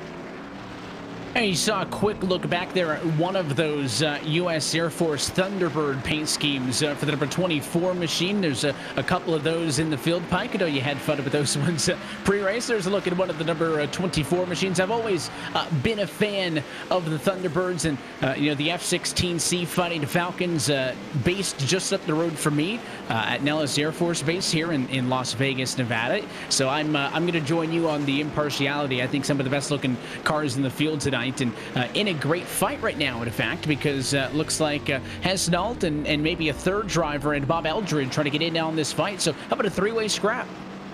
This is about the part of the race where you start seeing the battles in the midfield show up. So cool that we're getting a chance to drop back and ride with one of the Air Force Gaming drivers in Brandon Agerchich, who's got the lead of this group, but only by a hair. And I think just going to let Bob Eldred go there and let Guillaume Hesnault try and make his way through as well. Because this particular section, if you've got a high downforce car, an open wheel machine, or a sports car, you can take this pretty much flat out. But in these stock cars, they don't have as much downforce. They don't have as much keeping the rear end of the car planted, and all of a sudden you have to get on the brakes and sort of have to tiptoe through that part of the course before you get back to sort of regular racing fare at turn 20 or so. Just enjoying the onboard shot, all that counter steer that's having to go on there in the battle for this number 1 position, almost 1/4 of the way through this Summer Bowl from COTA, brought to you by our friends at Equity Prime Mortgage. You're on board with Jimmy Mullis. Some lap traffic up the road. Look out, and Salas is going to have to go off and basically off track there. Not ideal, and not a fan of how that one shook out. that was interesting, and but that's what makes it fun. I mean, that's the point of having 40 cars out there competing. We want a lot of cars out there. We want people to have the opportunity to compete for wins, opportunity to compete for part of this prize money. And we're giving away $5,000 cash, and that's not tokens. That's not gift cards. That's $5,000 cash that they can use for whatever they want. So opportunity here to win. So that's why these guys are fighting. They're fighting hard. They're going to do whatever it takes to get there. But as I'm watching this race, I'm seeing a lot of beautiful paint schemes, and we actually have some ERA painters, some designers who we're actually going to be having them give away some free paint schemes to some of our lucky fans out there. So anyone who signs up for our mailing list, they can just go to eragaming.gg and sign up for our email list. We're going to be picking just random people in there to be giving away a lot of cool stuff. One of them is going to be our paints. We're going to be giving away some other cool things. We have some cool watches that we can give away. We're going to find some cool experiences that we can give away to some of these folks on our mailing list. So just go join the email list. Even if you don't want to become an ERA member just yet, just join the email list so you can continue to stay up to date on what we have going on, and maybe you'll win something pretty cool. So go to eragaming.gg. Well, that goes to a point. I'll jump right back to you, Jesse, on this one that I mentioned earlier, right? When it comes to these ERA events, it's not just the spring bowls and the summer bowls. In fact, in the effort to kind of foster and build this great community of sim racing underneath the banner of ERA, you guys hold bi-weekly races that are open. We talk about the member races. There's also non-member opportunities for drivers to just get involved. So we see the big money race tonight. What else can people expect if they want to get involved with the ERA? Yeah, so recently we started trying to figure out, okay, how can we get other people involved? Even if maybe they're not completely ready to compete in these bigger events that are broadcasted, throughout, all through the internet. We give people an opportunity to jump on and be part of these exhibition races that we put on. And what we do is we just pick some random fun tracks that we want to see Cup cars go run at, and when we let them go run. And for those events, it's no prize money involved or anything. It's really just fun runs, go out there and compete. But what we're going to probably start doing pretty soon is figuring out which ones where we can give away some cool prizes. We'll figure out some way where maybe the winners can win something cool. So we're still in the early stages of all that stuff, but we are putting on those events. We've had a couple so far. I believe the last one we did was at Bristol Dirt. So it was pretty cool to see a bunch of cars out there racing and competing just for fun. So we want to put this on to keep drivers busy throughout the year. If they're looking for something to compete in, we do broadcast it on our ERA pages. We just, me and Sean Yoder, just jump in the booth and have fun with it. We're no pros at all when it comes to broadcasting for sim racing stuff, but we just have fun with it, talk about what's going on, inform all our viewers what we have coming up next, and just give an opportunity for these drivers to compete for fun against other ERA members so that when the real events come, they're ready to go. Well, I wouldn't sell yourself short. You've done quite the bit of reporting stuff as well with NASCAR coverage, and certainly happy to have you hanging out here with us as we continue to watch the never-ending battle for the race lead. There had really been no point, James, for Vicente Salas here to take a deep breath up at the front of the field. Mullis just continuing to hound him for the number 1 position, taking a good look at that time to see can he get a position as they come back down the front straightaway and to make that run off and into turn number 1, getting to 1/4 of the way through this race, right? Race leaders working out lap number 11 of 40. So halfway in theory on the fuel number, and we mentioned his pre-race. Fortunately, the way the strategy works out with race length here is it's pretty cut and dry. You're going to come in at one point at halfway, you're going to get fuel and tires, you'll be good to go to the end of the race. So there isn't a lot of leeway for these drivers to go split it up and go for a 2-stopper versus the 1-stopper. There's one very clear strategy, but I wonder, at least in the case of this battle for the race lead. With these two being so close, how creative could Vicente or Jimmy get to try to separate himself from one another? Because these guys are going to be worn out if they have to race like this all night long. I mean, there's always that point that I think a lot of people who don't race at a high level, I don't want to say professional level, but just at some of the higher levels on the sim, where they may forget that, I mean, this is hard work, especially a road race. Definitely tricky work, and I think especially if you don't have that much leeway on the pit strategy and you know you're likely just going to make the one stop, the only real thing that you can do, especially if you're in Jimmy Mullis's position where you're riding in second, might be to try and short pit Vicente Salas by a lap or two. But then if Vicente finds a way to respond quickly and come down pit road, the lap after Jimmy comes, then it almost ends up being a moot point. So I don't even really think there's going to be much in it so far as strategy goes. We may see somebody a little bit further back try and come down early just to get some speed and get some fresh tires underneath them earlier on in this race. But then you also give that up on the back end because your tires will be older than everyone else when we get to the very end of this. So there's a bit of a give and take there. You just have to figure out where the right balance is. But for the most part, this is going to be something I think that gets determined on the racetrack, and maybe eventually with the lap traffic too. You'll have to work your way around that. And maybe there's a point where you might come down pit road to get yourself out of a glut of lap traffic if that ends up opening up the racetrack for you, and if you can find some clean space to race once you get done with your pit stop. Yeah, absolutely, and you can see how far ahead these race leaders are as we take a look at some of the drone shots, and I mean, you can see the distance that they've opened up over third and fourth. I just don't see enough flexibility in the strategy there for the likes of Walsh and Maines to be able to go for an undercut and all of a sudden end up in front of these race leaders and, try to slow them down and block and protect that position for the end of this one. So clearly speed going to be the number one factor in execution so far. Has been picture perfect for basically everybody inside of the top 10. We haven't really had anybody who's, dropped way out. You've, got Hesno, who started in the number 12 spot up to 9th. But other than that, Eldred only dropped one, Novak dropped one, Mullis started up front, dropped one to second. So we really haven't seen, at least amongst our race leaders, Jesse, anybody have a big mistake and drop way to the back. I mean, you take a look at Guillaume Hanswell there, who's up 3 positions, started 12th and is up to 9th. That's basically the biggest mover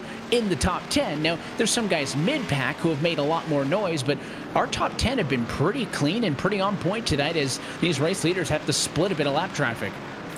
And that's something I expected for the top 10. I mean, we have a lot of skilled drivers in this race. Some people, like we've mentioned earlier, people who have been competing in the Coca-Cola series, people who just have really high I ratings and are just really good drivers on iRacing. But after watching that heat race the other day, it really pretty much got me to realize that some of these guys are they're good. They're just flat out good. And you can see it right here with these top 2. I mean, they have been neck and neck the entire time. And it's one thing to be able to do that on an oval course. It's one thing to be able to do that on a short track, 1.5 mile. I mean, I wouldn't say it's easy to stay like that with somebody, but it's kind of easy to stay like that with somebody. But to do it on a road course where there's all these different corners, all these different opportunities to make mistakes, and for them to just basically sit there about 10, 15 feet apart from each other the entire time, and we're 12 laps in, and although 12 laps doesn't seem like a lot, I mean, that's 12 times 2 minutes, that's 24, 25 minutes or so worth of racing without really ever splitting up. So that is, I mean, that's just kudos to them for just being as skilled as they are. And we love having skilled drivers jump into this series, jump into this league, and show us what they got. And show it, on this broadcast here that we're broadcasting all across all the sim racing channels that we can put it on. It's always good to watch the best of the best do it. And just a note, you talk about iRating. Garrett Maines, the highest iRating out of anybody in this race, with a 6,057. He rides in position number 4 at the moment, still trying to chase down Ozzy Walsh for the number 3 spot. But, to your point, it's exactly right. I mean, if you're at an intermediate track, an oval, there's only so many different things you can do. That's where you're really fighting for thousandths of a second, right? A little bit offline here, a little bit of a slight variation, and when you get off throttle, on throttle. But here at a road road course, there's so, 2 minutes and 18 seconds is what your race leaders are running for lap times right now. You would think that that's so many parts where somebody could be significantly faster or slower than somebody else, that you would see everybody spread away out. The fact that the battle for 1, 2 and this battle for 3 and 4 are so tight is pretty incredible. And Justin, they haven't had to come down pit road yet, but I know that's starting to get on their minds as we work lap 13. And when talking with some of the drivers when it comes to the strategy, in particular the race leaders, are expecting a one-stop or essentially to split it up in half. But many of the drivers, especially Jimmy Mullis, has indicated over the radio that he has been trying to keep an eye on the incident points. One of the main things predicted, though, that's coming into play is this intense battle. Mullis expected this type of fighting potentially up towards the front. And compare that to Vicente Salas, who mentioned where he expects himself to be right there contending for the win, where he holds himself to a high competitive standard and to really hold true to it. Both of the drivers in what they predicted have come true so far. So expect drivers to pit around the halfway mark of this race. Estimated fuel is about 22 laps. Good job there by the lap traffic as well. You saw a bit of smoke and thought maybe there was an issue. That was Lee Ryerson Jr. who went off track, and then he made sure to basically pull over and let Salas and Mullis go on by as to not interfere in the battle for the race lead. So good stuff from those lap traffic, from allowing these race leaders to kind of race this one out and determine it amongst themselves. Part of racing is dealing with lap traffic. You never know where they're going to be, what they're going to do, but it is always good when you can let these guys race it out. And Jimmy Mullis continues to be plastered on the back end of Vicente Salas. We are now working lap number 14 from Circuit of the Americas to the inside. Oh, and there's a bit of a contact, and Vicente Salas moved out of the way, and Jimmy Mullis back to the race lead. Not sure that's how he wanted that one to go, but I think it was just slight contact, Mike. Yeah, really slight contact there. We'll see one more shot at it coming up the hill. Right before this replay started, there was some contact between Salas and the lap machine that falls out of frame, and then Jimmy and Vicente go thundering up the hill, and I couldn't tell if Jimmy lost some of the brakes a little bit or if Vicente might have got a little bit crossed up, but it wasn't huge contact, but just enough to set him off, and now there's a gap of about maybe 4 or 5 car lengths between the two, which isn't impossible, but it certainly changes the way you look at it. And Justin, sounds like Jimmy feels like he wasn't the one in the wrong on that one. He's asking for confirmation over the radio. In fact, right now, did he move under braking in that situation? So he wasn't quite sure what happened in the first place as well before then. Wondering if there was a mistake or if it was moving under braking. So it is something him and his crew are checking on their side as well. Well, either way, and it couldn't even tell, by the way, on the replay if they touched or if Vicente saw the 46 coming low and just straightened the ship to not get taken out. But either way, it has moved Jimmy Mullis back to the race lead. As pit stops approach, we'll take a quick opportunity to step aside. You're watching the Equity Prime Mortgage Omega Cup Summer Bowl on Podium Esports.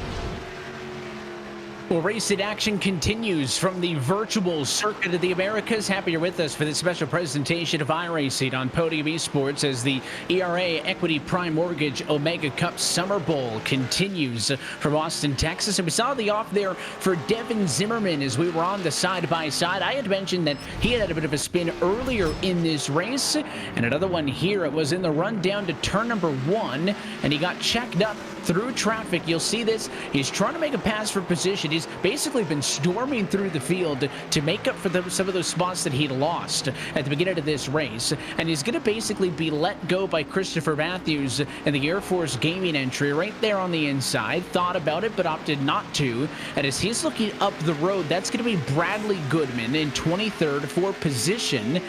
And I wonder if Goodman just got on the brakes harder than Zimmerman was expecting. Look how far back he's coming from, but look out, locked him up and just avoided getting into the back of him. Spins it off of the racetrack. No harm, no foul. That race car is still clean. He falls back to 24th. So Devin Zimmerman with at least his second spin of the night, Jesse. But when that car's pointed the right direction, he's fast. He had fallen to the 30th spot early, but every time he makes a mistake, he's able to drive his way back through the field. So impressive stuff so far. Yeah, he's definitely impressive, that's for sure. But don't let the clean car fool you.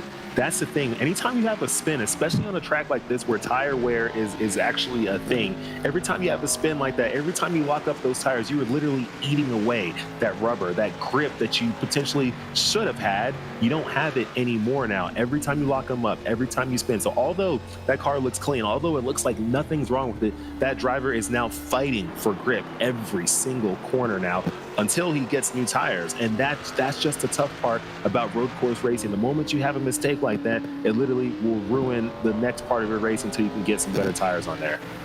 And to your point, Devin Zimmerman down pit road. So maybe he feels like he didn't do too much damage to those tires. Chris Matthews is also on pit road. We've had a couple of other short pitters, the likes of Devin Stark, Robert McMillan Jr., Lee Ryerson Jr., have all been on pit road earlier in this race, only about 3 laps ago for service. Matthews and Zimmerman coming off of the pit lane now. So some drivers may feel like that the way that they're driving it, at least, that the tires die off too quick.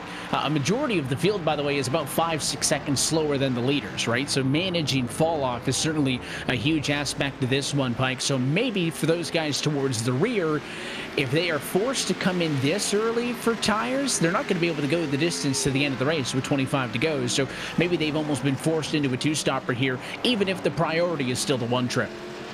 The priority and the ideal way to run this would be on one stop. But if you need the rubber to just make sure you can get around the course, you need the rubber. There's no way to get around that. And these drivers do have unlimited tires in the vids, so not like that's a huge issue. Not like you're going to run out of sets if you need them, but you'll obviously lose time compared to the drivers up front. Now, the one driver that I've seen that's already come in for service that raises my eyebrow a little bit, David Walsh, Oyson Walsh, the Irishman, came in 2 laps ago, and of the front runners, he's really the only one that's decided to take an early pit stop. So we'll keep an eye on him as you see Anthony Alfredo on your screens trying to make his way through the field after his wild lap 1, turn 1 slide. He's made it back up to 16th, so nice recovery for Anthony, but I have a feeling that he certainly won't mind the practice in advance of all of the racing he's going to do at COTA over the next 2 weeks.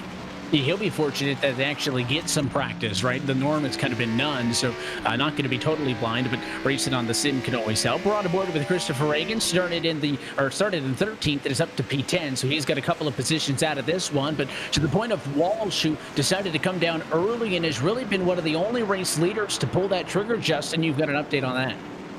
Yes, indeed. And talking with Tucker Minter, his crew chief for this race, he said that was the plan from the start, to try something different. But the main reason was to fix the damage that was on his car, because he felt that it made the car slide with the back-end damage from the contact with Garrett Maines and lose a couple tenths per lap. So they fixed the car, and they're on strategy for a 2-stopper on the tires on their call. So we are mixing it up, just what we thought, that everything was going to be uniform and fine. Some drivers have opted to mix things up, and we'll see how that will play into the strategy as this race goes on. On board with the number 38 machine, that's Bob Eldred in 9th position right now, engaged in a pretty good battle with the car up the road as he's trying to get around Hesnall there in the number 68. This, what was a battle, I think when it's 4 cars not that long ago, is now still a trio because Christopher Reagan's hanging on to the back end of this in the 31. The these three have been together all night long, Jesse. You mentioned, those mid-pack battles are something that's going to pick up as this race goes on, and as your race leaders start to maybe stretch themselves out from everybody else. It can be exhausting mentally and physically if you're these guys, and it feels like for all 17 laps of the race, you haven't gotten more than 4 car lengths away from somebody. You'd love to just kind of ride a little bit and log some laps and take care of the car at some point mid-race, but if you can't get away from somebody and you're stuck in a battle like this, you got to be on it the whole time. Exactly. You can watch this counter steer. He really controlled that car through the S's, and that's what makes it really fun. It's what makes this thing really, really fun to watch. These drivers really fighting these cars through these corners, because the thing with these Generation 6 cars are they're good cars, they're fast cars, they got big motors, they handle fairly decent, but honestly, they don't handle like a Corvette. And the reason I say Corvette, because I'm a huge Corvette fan and I have a few Corvettes. But these cars were really meant to be on ovals. And when you take these big, heavy stock cars to these road courses, the brakes aren't really great for what they do on here. Not enough grip, not enough this, not enough that. That's what makes it fun, and that's why these drivers are some of the best in the world, the ones who are racing real life in NASCAR, the ones who are here on the sim. Like all these guys and girls who race on the sim, they're really, really good at what they do. And you're going to see battles throughout the entire field. The front runners, the ones who are up front in the top 3, they're really, really good at what they do. But everybody else, they're no slouches at all. They're very good at what they do too. They can control these vehicles very well. Yes, they're going to make mistakes. Yes, things are going to happen, but that's all part of racing. Even the best make mistakes. Even the best don't have perfect runs. But it's really exciting to watch how they're handling these cars, especially through the run, especially when these tires are wearing the way they are wearing.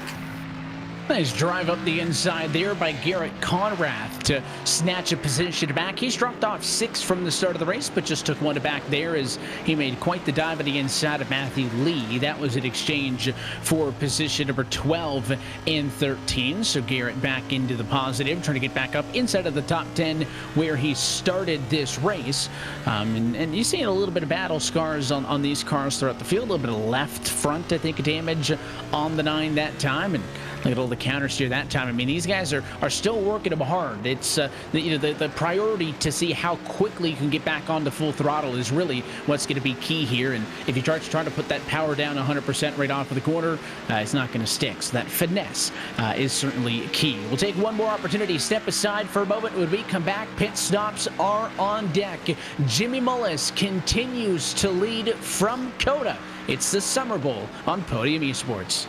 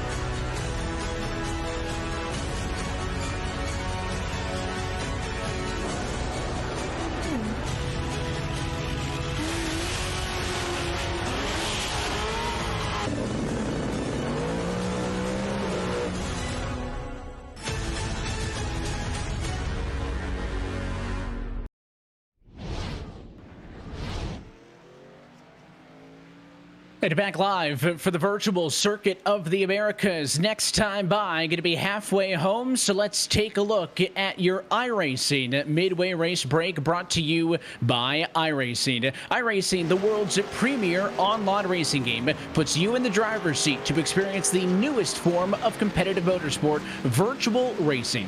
All from your home PC, you could race virtually in Australian supercars, Indy cars, through IMSA, NASCAR, the World of Outlaws, and more. So we'll take a look top to bottom at your running order. Jimmy Mullis is still in the race lead. He has yet to come down pit road, and there has been plenty of discussion on the radio with that team on when they want to come in.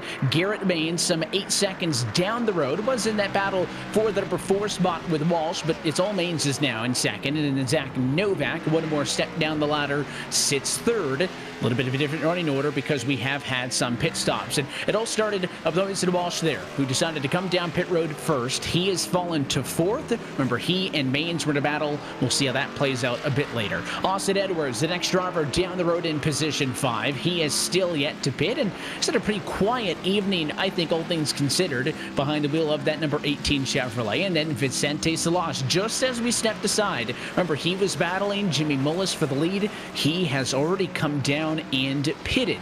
We talked about that strategy a little bit as well, so that's why he's down in P6. And the rest of your top 10 still need to come in. It includes right there Cody Harris up 1 spot to the number 7 position. Then you got Guilherme Hesno from 12th up to 8th position, so the 68 in the positive thus far this evening. Just ahead of Bob Eldred, who sits exactly where he started in 9th, James. And then how about Christopher Reagan, broken into the top 10 for the first time tonight? It's a +3.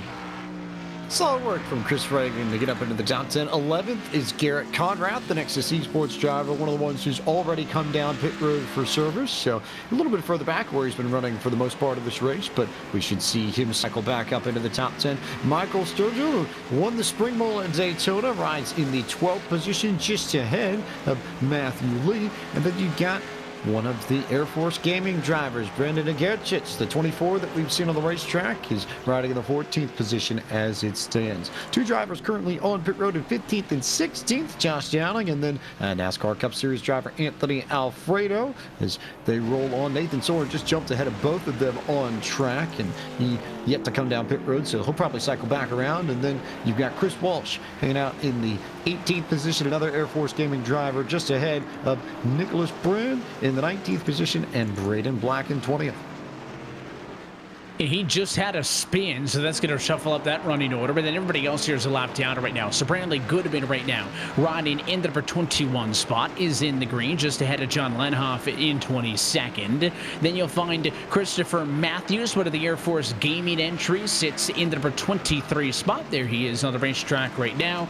They're all going to shuffle up again because of one of the drivers who spun. So Matthews actually down 21st. Devin Zimmerman will move up to the number 22 spot, and then it'll be Bradley Goodman 23rd. So kind of a fluid situation back here in the middle of all the traffic. And then you have Eldon Blanchard, who is started in 29th position, goes up to the number 24 spot, just leading ahead of the likes of Joshua will become 25th shortly, currently sitting P26. He's ahead of John Lenhoff, who's back in 27th. Bruno Castro-Alves sits in 28th position. Joey Lowry sits 29th, and I think one of the last drivers on track, James, P30, is McMillan Jr. Most of the drivers and the rest of the field off track at the moment. Donnie Fair scored in the 31st position, just ahead of Devin Stark in 32nd. Johnny Taylor rides in the 33rd spot. He's still on the racetrack. Rhett Tucker is off at 34th. Lee Ryerson Jr. is the last car running in 35th. Harrison Bachman, Michael Gallagher, and Aaron Smith all behind the wall in 36th, 37th, and 38th place, respectively.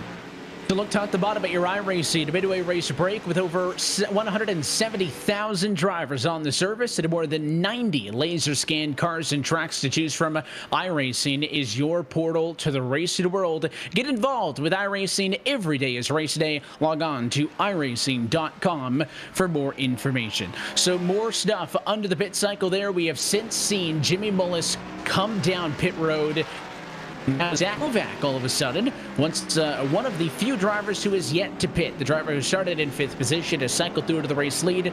But we talked about these drivers being in a tight box, Pike, unable to really do a ton on strategy, right? Well, Vicente Salas came in way early in the exchange between he and Jimmy Mullis, and it has paid out well. Salas to the tune of 9 seconds ahead of Mullis after Mullis has completed his service. Now, Mullis is going to be faster now on fresher tires, but that 55 did a lot of work since he got off of pit road.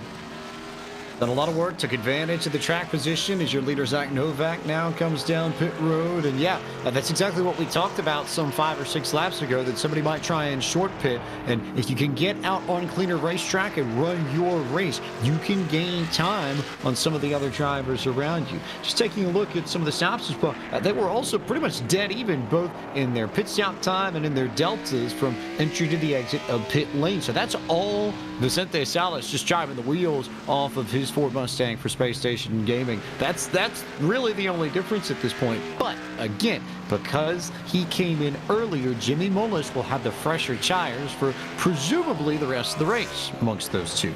And that may end up playing into his favor. This now may become a game of how well can Vicente Salas manage those Ford Goodyear Eagles to make sure that he's got something at the end. And funny, we're talking about how good Vicente has ended up on this strategy, Justin, but that doesn't necessarily translate to a happy driver behind the wheel. Yeah, this is from his crew chief, where the car they feel is not great with no grip. Right now, they're trying to take care of it this run. Keep in mind that the distance between those drivers grew by as much as 4 seconds at one point in terms of some of the separation after that initial pass. Right now, the delta between them, about 7.5 seconds. That's going to be a game as the second half of this race continues to play on, and it is a high-speed game of chess, if you will. Impressed that the likes of Novak have been able to stay out, for this long. You talk about, how long they were able to make it, just having come down pit road the last time, which means that all of your race leaders, with the exception of Christopher Reagan, I think only he and Blanchard are the only drivers in the field who have yet to come down for pit service. But we weren't really expecting, Jesse, this race to split off into these different strategies. But, we thought it was going to be pretty clear. You come in, you make your one stop, and you're set to go to the end. Everybody does it within, 2-3 lap window, and we're good. But this thing has really opened up since those opening 10 laps. Yeah, it's definitely opened up a lot for sure. A lot of people on different strategies, and that's the cool thing about sim racing is it's very, very similar to real life racing. Some of these folks have crew chiefs who are talking to them. Maybe they're standing right next to them. Maybe they're on the phone with them. Maybe they're on TeamSpeak or Discord or wherever they're at. They're communicating with their drivers, and they're telling them, hey, driver, we need you to do this at this particular time because we feel like due to your lap times or due to maybe the rest of the field's lap times, maybe we'll have a little bit of an advantage if we just play the game this way. So that's the crazy thing with iRacing. It's not just like a video game. This is true simulation of real life. You have crew chiefs, you have spotters, you have people who are really watching and trying to help you out through this race so that you can finish the best that you can. So it's really exciting to see that. We have a lot of drivers from all over the world, including, I want to give a big shout out to Bruno Castro Alves. He's actually from Brazil, a driver from Brazil. He doesn't speak English. He actually has to use a translator online when he has to translate different things, trying to even register for the events. But it's so cool that he doesn't let that stop him. He doesn't let it stop him out. Some people would be like, you know what, hey, this is not for me. But you know what? He wanted to compete. He wanted to compete in some type of stock car series on iRacing, and it's so cool to have him here competing with us today. I'm super excited that he's made it on there, and he's having a good time doing it. Yeah, certainly love that determination and commitment to get into this race, and that's the coolest thing, right? You could race with anybody from across the world in an American NASCAR stock car, or, we can go over and race at Interlagos or race some Australian V8 supercars with people from those countries. Really a uniting aspect of sim racing. And to Jesse's point here, James, he mentioned a lot of the characteristics that this has to real life. The spotters and the crew chiefs. Well, something else it has is penalties and the ever watchful eye of race control and we have a penalty after that cycle of pit service. Jimmy Mullis will receive a black flag, a penalty for driving through too many pit stalls on his pit stop. There, and now just now here in race control, another penalty to Zach Novak. Same penalty, too many pit stalls driven through on pit road, and that limit is 2. So you can drive through and your tires can go through up to 2 pit boxes before your pit stall on pit road. I believe Mullis was hit for going through 4. Novak was hit for going through 3 of them, and they're obviously pleading their case to the tower, but penalties are penalties and pretty cut and dry. Let's watch Jimmy Mullis. He has the number 1 pit stall. Let's watch how many stalls he goes through before he gets down to the very last pit board, which is his.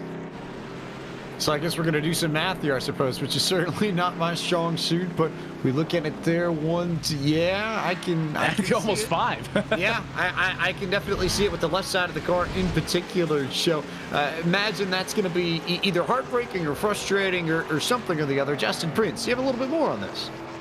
And they are in disbelief after the call. They're still trying to plead their case right now in regards to this situation, but disbelief from some of the fellow competitors. Anthony Alfredo's reaction was, I feel so bad for Jimmy right now. And it's completely changed the approach now for Vicente Salas in his respective crew, because now they are now focused on just trying to take it easy and get to the finish after the penalty to Mullis. So this penalty sequence has completely changed the complexion of this race for some of the competitors. In the case for Novak, we were seeing him in some other battles for position, right? But it was always the duo between Jimmy Mullis and Vicente Salas, who were 1-2 for most of this race. And, we talked about Salas not being happy with where the tire wear was after his cycle of pit service. Well, it completely changes the name of the game for the driver of that 55 machine. And I think we've all been there where we've either had to make that penalty call on the service or been on the receiving end of it. Jesse, I know it can't feel good, but rules are rules, and I think the drivers are more frustrated with themselves than they are with the actual rule, right? It's pretty cut and dry. I think most official, hosted and sanctioned races, I think the word I'm looking for is I struggle. Most sanctioned races here on the service have a very similar rule. You can only go through 3 or 2 pit stalls before your box. Otherwise, you'll have people driving down the left-hand side of pit road. So it is a good rule. And what do you gain by driving through those 4, maybe a couple thousands? I mean, it's just really a silly mistake that those drivers are kicking themselves over, but you got to call it cut and dry, and I think it'd be a tough pill to swallow for 2 cars with a lot of speed in this race. Yeah, I know they're not excited at all about that call, but it's a rule we have to make, because if we don't, we will literally have drivers driving through every single pit stall. And if you've been on iRacing before, you know how annoying that is when drivers are driving through your pit stall where you're trying to find it, you're trying not to hit them, all these things are happening. It becomes just chaotic, and it just doesn't look professional at all on the broadcast. So we have to put the rule down so that people aren't messing up other people's races. And yeah, here in a road course race where everyone really wasn't coming in at the same time, maybe they're looking at it, well, it didn't really matter because it was only me and others, maybe 1 or 2 other people on pit road. But we have to have that rule, and we have to keep it fair for all the races, whether it's a short track, a 1.5 mile, super speedway, or even a road course. We have to have that rule. And they know this stuff. They've been in sanctioned races. They've raced big time. They know how it is. It's just a mistake that they maybe they just didn't think they were going to get caught, or maybe they just weren't thinking. I don't know, but I definitely feel sorry for them. But it's a rule we have to stick with. No matter who you are, penalty is a penalty, and Jimmy Mullis is going to do his best to chase down Vicente Salas here for the race leader. You get that driver's mentality as well, right? You're going to argue the call and see if you can talk yourself out of it, but I don't think that's going to happen, and Vicente is going to be able to maintain the race lead in this one. We'll step aside and stick side by side so you don't miss a moment of the action. It's Vicente Salas in front with drama through the pit cycle at COTA.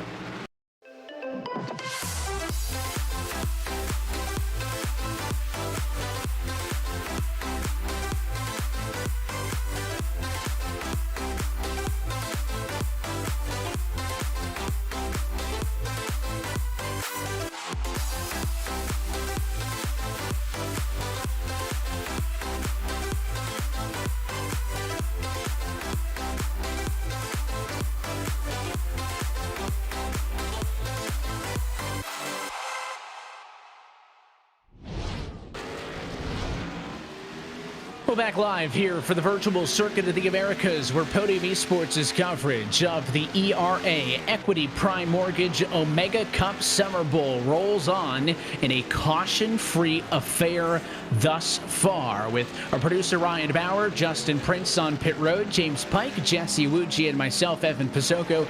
Not for a lack of drama, this race has gotten real interesting in the second half of this one, and next time by, race leader Vicente Salas will have just 14 laps to go. Jimmy Mullis, you can see, currently in the number 4 spot. He did finally come down and serve that penalty for going through too many pit stalls on the pit lane. He was penalized simply with a drive-through penalty that dropped him for the battle for the race lead to about 17 seconds down the road. In position number 4, Zach Novak, who was also penalized for going through too many stalls, came down pit road 2 laps ago to serve that penalty. It has dropped him back to about 7 seconds behind Austin Edwards for the battle for 5 and 6, which is what he was involved with earlier. So that's the update for the front of the field. Lots of mid-pack action going on. Josh Downing, Chris Walsh, some of the drivers fighting in the middle of the road. That's a car that I was talking about under the yellow. They're trying to chase down NASCAR Cup Series driver Anthony Alfredo. I think Downing's got one of the best looking cars in the field here. How about that themed ERA Summer Bowl Toyota Camry? There's a good look at that 17 machine. And of course, Anthony Alfredo with the iRacing colors on his Ford Mustang, James. Same colors we've seen on his Cup car. Yeah, where my diecast coming? When my diecast coming? That's all I gotta say. Because I'm ready. That's some beautiful schemes. Beautiful schemes. And like we mentioned earlier today, we're going to be giving away some free paint schemes to people that are on our email list. So if anyone goes to www.eragaming.gg and just sign up for our email list, we're going to be doing random giveaways. Some of the things we're giving away are some cool paint schemes, even maybe some ones like the ones you see right now on the broadcast. And we're going to be giving away even a virtual game ticket for a Cowboys game with Emmitt Smith on Notable Live, where you can hop on Notable Live and virtually watch a Cowboys game, Dallas Cowboys game, with Emmitt Smith, the all-time leading rusher in the NFL. So if you're a Cowboys fan or just an NFL fan in general, you'll get that opportunity. We're going to be giving that away to somebody on our email list, and some other things like, some free tickets to some of the Red List Series events, which are drag racing events in Southern California. So if you live in SoCal, probably be a cool opportunity for you to go watch some cool street cars race on a drag strip. And we got some other cool things that we're giving away. So go sign up for our email list by going to www.eragaming.gg. And a ton of partners, that you've got, Jesse, to make all of this possible, and we've seen them and we've talked about them on the broadcast. I guess we'll give you this time, right? Well, we kind of wait that last shoe to drop in the strategy, and Rod on board with Josh Downing there to just talk a little bit more and kind of give you the opportunity to thank all of the people and the partners who make all of this possible. Yeah, we have some great partners on board, especially EPM, Equity Prime Mortgage, who have jumped on board to help support these efforts in esports. They love esports. Even though they're a mortgage company and they help people get into the home of their dreams, they like esports a lot. And that's why they're on board for this event, Equity Prime Mortgage. As you can see right there below on your screen, www.epm.net. Visit them for more information on how you can get into the house of your dreams through them. They are here to help. And I love everything that they do, but big thanks to them for hopping on board and supporting our ERA events with our Omega Cup Summer Bowl here at Circuit of the Americas. A lot of great racing that we're seeing today. A lot of beautiful cars for the most part staying clean. We got some wrecked ones, got some ones spinning, but it's all part of the excitement at an ERA event. Yeah, we were kind of worried, pre-race or kind of waiting to see, James, was there going to be a caution, or were we going to see a stack up maybe at the opening lap or maybe through a pit cycle, right? If there was a big enough wreck, race control's watching. If we get a handful of cars wadded up, they will throw a full course caution, similar to what you see at a NASCAR road race, right? They'll allow some of the single car spins to go away, but if you get a couple of cars in it, we'll see a yellow. Thought that maybe that could have been a big factor tonight, but all of these drivers have done a real good job keeping this clean, keeping them on track, and has led to a great show and has allowed this strategy to play itself out. Yeah, there are plenty of strategies that have played out. I got the sense that it was probably going to go this way, that it was going to stretch out, and it was going to be one of the cases where you'd have a lot of space because this is a long road course, this is a big road course, and you're not going to see too many drivers on top of one another if this thing gets a few good green flag laps into it. Outside of the first laps here at COTA, where you got those side hairpins, there's not a lot of multi-pack, multi-car racing that you see. So I'm not shocked at all that we've seen a clean and green race. A few drivers going for loops around in some of these corners, but again, this is the kind of setup where you are challenging yourself by racing the racetrack, not necessarily the other drivers out there. And I would figure, Jesse, that was probably the point of the SummerBowl, especially in comparison to, even the Spring Bowl, where you look at Daytona, and Daytona is pretty much entirely about placing yourself amongst other drivers. This is a different kind of challenge, and I think something that speaks to the depth and breadth that you're trying to hit with the Omega Cup as a whole. Exactly. We're trying to give these drivers a different experience overall. I mean, they're used to going to different events, racing, similar, they're the same type tracks at all these different events, and we wanted to give them something different. We wanted to throw a road course on the schedule. Sometimes for some of the iRacers, maybe the road courses, especially for the guys who are used to driving these cup cars, the road courses sometimes aren't the most popular option, but for some of them, they really like testing their skills. We wanted to see them race at this beautiful track here at COTA, and we're seeing a pretty good race here. I mean, there's a lot of battles happening throughout the track. It's not just a follow the leader thing. It's not boring at all. I mean, there's a lot of excitement throughout the field, whether, it's the top three, people, 15th, 16th position, 30th position. There's battles happening all over the track, and we see a lot of beautiful paint schemes. I love this Air Force scheme we're looking at right here, the Thunderbirds. Even though I'm a Navy guy, even though I'm super high strung on the Navy, I got to respect my Air Force folks. They are out here representing, they are competing. It's pretty cool to see Air Force gaming out here, and hopefully eventually we can have Navy's esports team and the Army's esports team come out and compete in these events, and maybe we have a Battle of the Branches event occur between all the different services. I think a Blue Angels paint scheme would look pretty good. Imagine those two ripping side by side down the front stretch, and you saw the battle there between the 24 and I think it was Lee, and you got Sturgill in the mix. Be checking in again with the 17 machine, Downing. I mean, so many battles throughout the field. Again, a lot of them, they're not racing side by side now, James. That's because, through the cycle of pit stops, some drivers have gotten ahead, some drivers have gotten behind. We talk about an incident for your race allows the strategy to play through. That's what you get now is drivers who lost time through the exchange, maybe waited a little bit longer to pit. They're now catching up. There's always the risk that, some drivers may not be able to go all the way. So there's all those different factors. And something else that we mentioned off at the top that has caught some drivers out is the incident point limit. And Justin, it sent a couple of drivers to the garage. It is not put any of our race leaders in the danger zone, but they have to stay clean to avoid that incident limit. Yeah, some of the drivers towards the back end of the field are getting close to that mark or have already surpassed that mark at this moment. One of the drivers, Joey Lowry, the last car on track, is getting close to that mark, as well as a few others, such as Bruno Castro Alvarez is in the 11 machine, rather, in that position. Several different competitors talked about the difficulty when it comes to driving here at this racetrack. In fact, Derek Maines had described it as a sweaty car track combination, quote unquote. This has been challenging for drivers to keep themselves within the markers, and we've seen that throughout the race today. So that much more for these drivers, even when they're on their own. You can't be cutting the course and getting a 2X here and a 2X there, a 1X if you're off track, all those different points that you do need to keep it clean. Race leaders in just a lap and a half, going to be at 10 laps to go from COTA. This race is controlled by Vicente Salas up front. We'll see if that 55 Ford can hang on.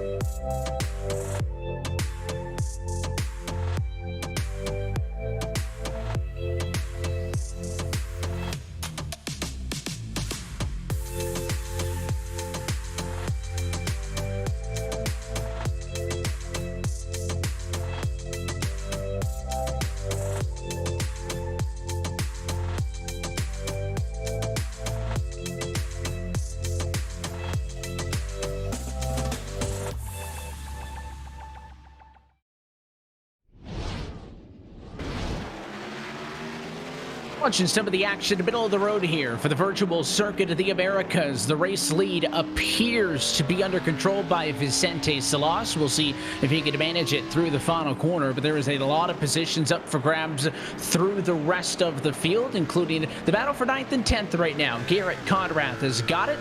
And with Hesnell right there, wants to fight back for that position. We'll see if they can swap it back out. But Conrath just took over the number 9 spot there on this lap. It appears to have the advantage on speed and is trying to run away with this one. We'll see if the 9 car can do it. And Anthony Alfredo's been an awfully busy car tonight. You look off of his back bumper. Josh Downing right there. And then a lapped car and Devin Zimmerman. Don't count him out. I know it's not for position, but the 16 machine back there has had some speed tonight and very different corner approaches there between the 38 and the 17. Jesse, we talked about Anthony being involved in this race with all of his NASCAR Cup Series experience, and he's also very experienced on the sim as well. Started in 32nd, didn't put down a lap time of the qualifier, so I was prepared for a great night of him storming through the field, but he just did not get through those opening couple of laps cleanly, got held up and mixed up with some of the traffic, and he's been able to drive up to 15th, but that goes to show you that a rough start can really set you back. Yeah, rough starts can definitely set you back, but even though he hasn't made his way all the way up front, I mean, still going from 32nd to 15th, especially in a stout field of a lot of skilled drivers, I mean, that's still tough itself. But Anthony's a really good iRacer, and he's a good racer in real life, and obviously he's racing in the Cup Series, and he's having some good runs with his team right now. He's gotten an amazing opportunity to be able to race at Cup. It's everyone's dream who jumps into any kind of racing here in the U.S. is to make it up to the NASCAR Cup Series, at least most people. And he's gotten that opportunity to do it, and he's definitely excelling and doing well. And then he does well in iRacing, but it's cool to really have him in this event. And it just goes to show that, jumping into an ERA event, you don't know who you're going to be racing against. You could just be racing against, regular iRacers. You could be racing against the iRacing pros, or you could be racing against NASCAR Cup Series drivers. So you never know. It's just a lot of things can happen, but it's pretty cool to have him. And big thanks to Anthony for jumping this race and competing all night. Yeah, Mike, that's the duality of iRacing, right? It applies to these events, and it applies to basically anything you drive on the service. You could race a nobody like myself, or you could end up at a session with the NASCAR Cup Series driver and some drivers from the top level of the eNASCAR ranks in the Coca-Cola Series.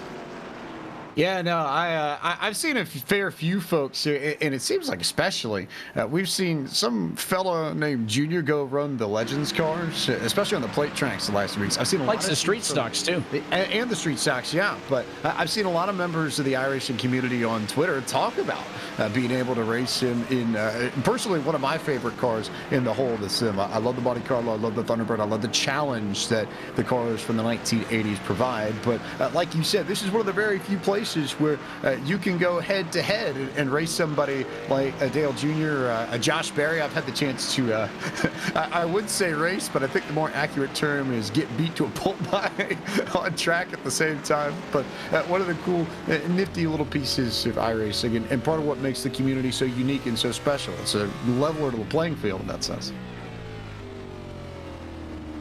Moved on board there with Downing, still watching how these drivers have to, manage how these cars turn and rotate into the corners, and especially at this point now, right? You're in the home stretch, 10 laps to go up at the front of the field here for these guys. The tires are going to start to fall off, similar to where they were at the end of the long run. In this group of cars specifically, you got Alfredo and Downing, both on 11-lap-old tires, and a little bit of a tire advantage for Nathan Soren down the road, but he's not really in the conversation. So that's pretty much as even as a battle as you can get between those two. Those tires are going to be pretty bare bones by the time you get to the end of the race. And, we talked about the fact that when you're in a pack and when you're racing around somebody, Jesse, you'd almost wish that you had an opportunity to breathe, right? As we check on board with a battle for third and second, and Jimmy Mullis, having served the penalty, is starting to catch the damage to Garrett Maines for P2. But on one hand, you got the guys who have always been in a battle, and it kind of want to break. And then there's sometimes other guys who find themselves in no man's land, right? They may be 5 seconds behind the nearest battle and 5 seconds ahead of the next one. It might almost be harder for those guys to maintain focus. We talked about how technical this racetrack is, how if you go off track and get an incident point, you could get DQ'd if you get too many of those. So it's hard when you're racing people, and it's also hard to keep your head screwed on straight when you're on your own on a long green flag run like this. So it is really challenging no matter what situation you're in. It's very, very challenging. And yeah, I mean, when you're battling through the field, when you're fighting all these cars, a lot of things are happening on track. You're not only, driving against the other drivers on the track, you're not only driving against the track, but you're driving against yourself. One thing we haven't really hit on is the fatigue. There's actual fatigue that's happening right now with these drivers. So as they're battling each other, they're getting close, they're trying to pass each other, they're fatigued themselves. And if you don't have that AC on in your home, if you haven't hydrated well enough at your house, you're going to be sweating pretty hard right now because there's so much going on. I know it happens for me. In my room, in my sim room, I typically always turn on the fan because it gets really warm. A lot of these drivers have some very high-powered computers, and these computers produce a lot of heat. These computers are typically right next to the drivers, so it's just like being in a real-life race car where the exhaust is actually putting out a bunch of heat and making you really hot inside that race car. They're getting similar type feelings. I wouldn't say it's close. It's not 150 degrees inside the room, but it's pretty warm, and you're going to be sweating. So they're fighting a lot. They're turning left and right. They're getting stressed out. So much is happening. So fatigue is definitely going to be playing in effect right now in these last 8 laps of the race. Physical and mental. The hands are going to be sweaty, back's going to be sore, but also that mental fatigue of just making sure you stay on it. And for these two, no question, they've got it handled. These are some of the best on iRacing. And how about this drive for Mullis? Now, of course, by coming down to the pit lane, he did not stop in his box, Pike. So it's not like, he's walking all over Garrett here because he's got fresher tires, because he was down pit road just 7 laps ago. The 46 drove it straight through. So these drivers are on pretty much even tires, all things considered. And Garrett, I think, has struggled a little bit since he got that front end shunt in the 4-way battle for the race lead early in this one. But I think that's a mad Jimmy Mullis just storming his way through the field. And, I think a P2 out of this, you talk about the battle with Vicente, certainly Jimmy's going to look back on this one as a race that maybe he should have, could have won. But I think a P2 at the end will be a lot better than it could have been, and quite the comeback from that penalty if he can close this one out. He's got 7.5 laps to do it. Garrett Maines is doing a good job of defending right now, but I think Jimmy's going to want this one.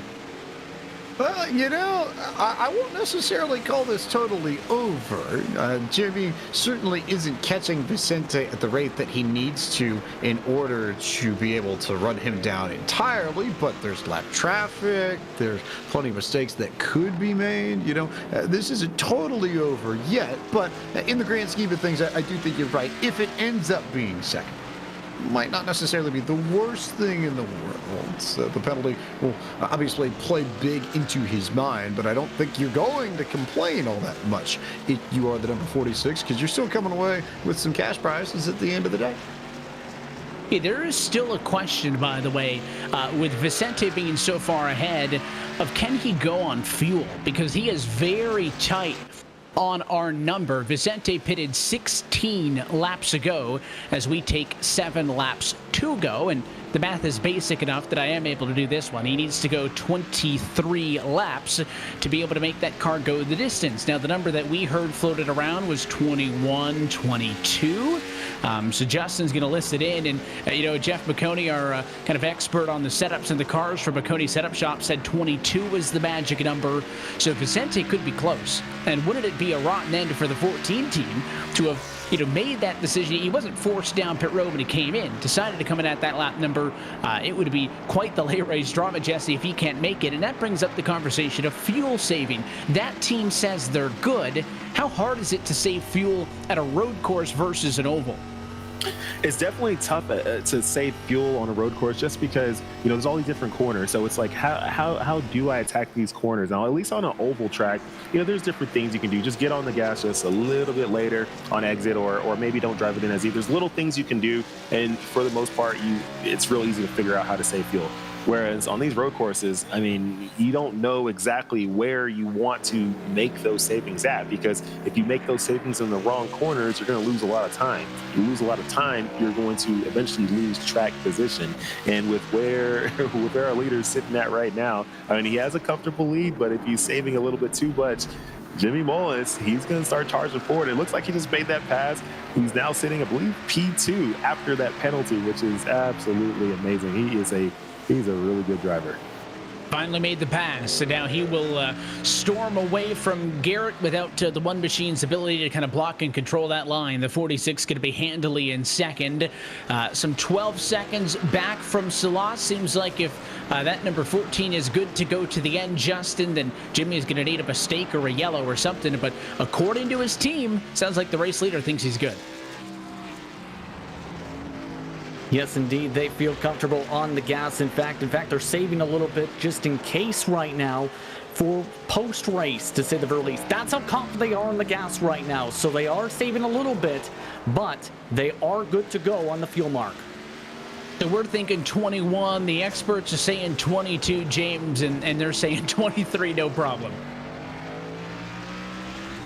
I mean, and look, if they've got their calculators working right and they've got those numbers down, then, I'm not going to complain, nor am I going to argue. I'll admit, I was always more of an English history person in school, not a math science person. So I am the last person that should be cross-checking any of these numbers. But, that's why we're not on the pit box, and no one's letting us determine a race strategy for them.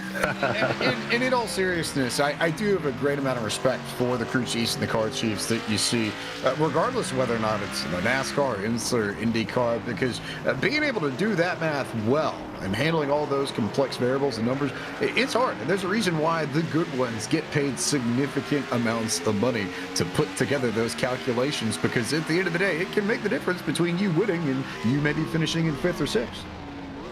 And on the sim, you do have a little bit of extra data, right? And I mean, in real life, Jess, you guys know, based on if you get it full of fuel, you're to a pretty good, specific number what the fuel is going to be like, what lap times you need to hit, in order to save this amount of fuel and to make it go this distance. On the sim, it's a little bit easier with the fact that you actually get the data, if you're a crew chief, exactly how many gallons are in the car, and then you can calculate that out. So it is the exact same process, and it's the point that you touched on earlier, the fact that, like real racing, there are crew chiefs and there are spotters in this race, and certainly in the likes of the eNASCAR, Coca-Cola, iRacing series, and others that are a part of the team alongside the driver, just like in the real world. It's pretty cool to see that they're doing that. And I remember the first time that I heard that, people have crew chiefs on here, and I was like, wait, what? They have crew chiefs for what? Then I started thinking about it. I'm like, oh yeah, because you can have your own customized setups. You can have someone manipulate all the different options when you're coming onto pit road, so that you take on these set of tires, or you don't take on these sets of tires, or you do this, you do that, you fuel, or you only put this much fuel in. All that stuff. At first I used to think, when I first got onto iRacing, that I would just have to do all that stuff myself. I was like, how does anyone do all that stuff themselves? And then I learned about crew chiefs. I'm like, wow, people actually sit down and spend the time not driving the cars, but doing all the other stuff that the driver just doesn't need to focus on, so that the driver can have success on the track. So it's pretty cool to see that people come together as teams. This community is growing every single day. It definitely grew a lot last year through the midst of the pandemic. People started to feel like, hey, if I can't go to the real life racetrack, I'll go to the virtual racetrack. And it's been cool to kind of see how this whole thing has grown over the last couple of years. Yeah, we always use the term that with iRacing, every day is race day, and that's not just a gimmick line. It is true. And looking at all these battles throughout the field, how about the exchange with Zach Novak? Has caught up to Austin Edwards, is trying to put the debris T machine down for 5th, side by side. They go as they'll race off and head to the second half of the racetrack right now. The 90's been better, similar to the battle that what we saw, though, for P2. That 90, the speed's going to overcome down the front straightaway with 5 laps to go. Edwards with the preferred positioning on the bottom. The 90 car's going to go much wider, and he's going to set himself up beautifully for the S's. Give position number 5 to the champ, Zach Novak, on through in the number 90. Oh my goodness, that was an epic pass. That is crazy. And the thing is, when you're going through these corners, especially when you're battling someone, It's not that he wanted to pass in that one particular corner. He was setting himself up to pass in another corner, and that was super, super smart of him. As I watched him do that, it's just crazy to see the strategy that these drivers have, what's going on in their mind, what they're doing to try to fight and battle throughout this entire track. It just takes a lot of strategy, not just the crew chiefs, or spotters in their ear telling them exactly what to do, but the drivers figuring out themselves, knowing, hey, I know my best opportunities at this particular corner. Let me set them up in this corner so that I can make it happen in the other corner. And the reason why you're seeing this battle for the 5th position is because there's prize money on the line.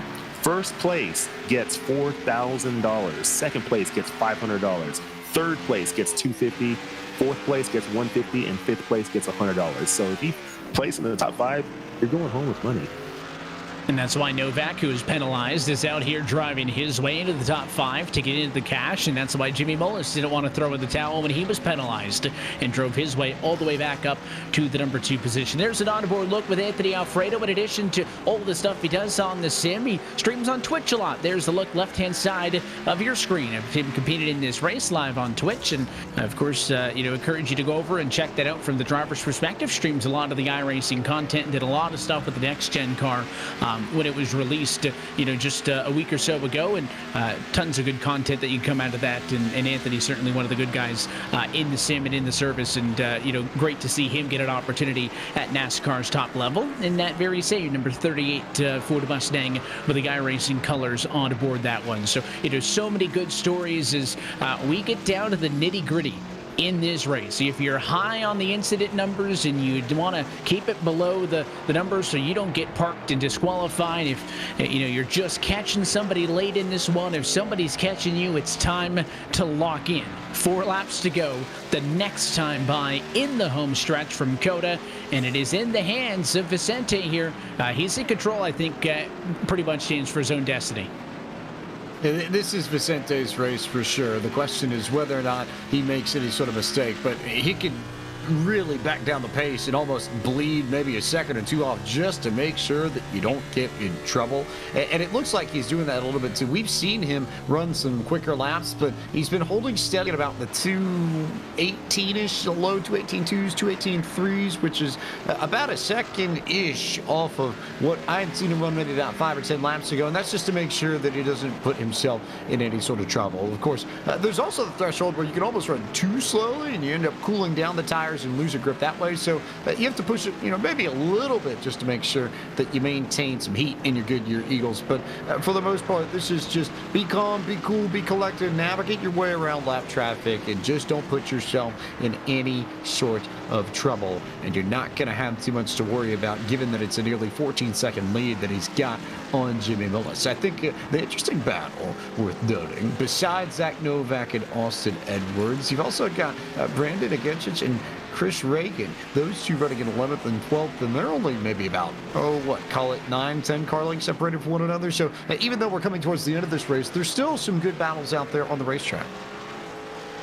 Yeah, tons of it. And it's tough to see, from the perspective of the drivers, how these races come together as a full race effort. And, Christopher Reagan up a spot, last car on the lead lap. He'd certainly enjoy if he could stay on the lead lap for this one. Maybe that's his goal.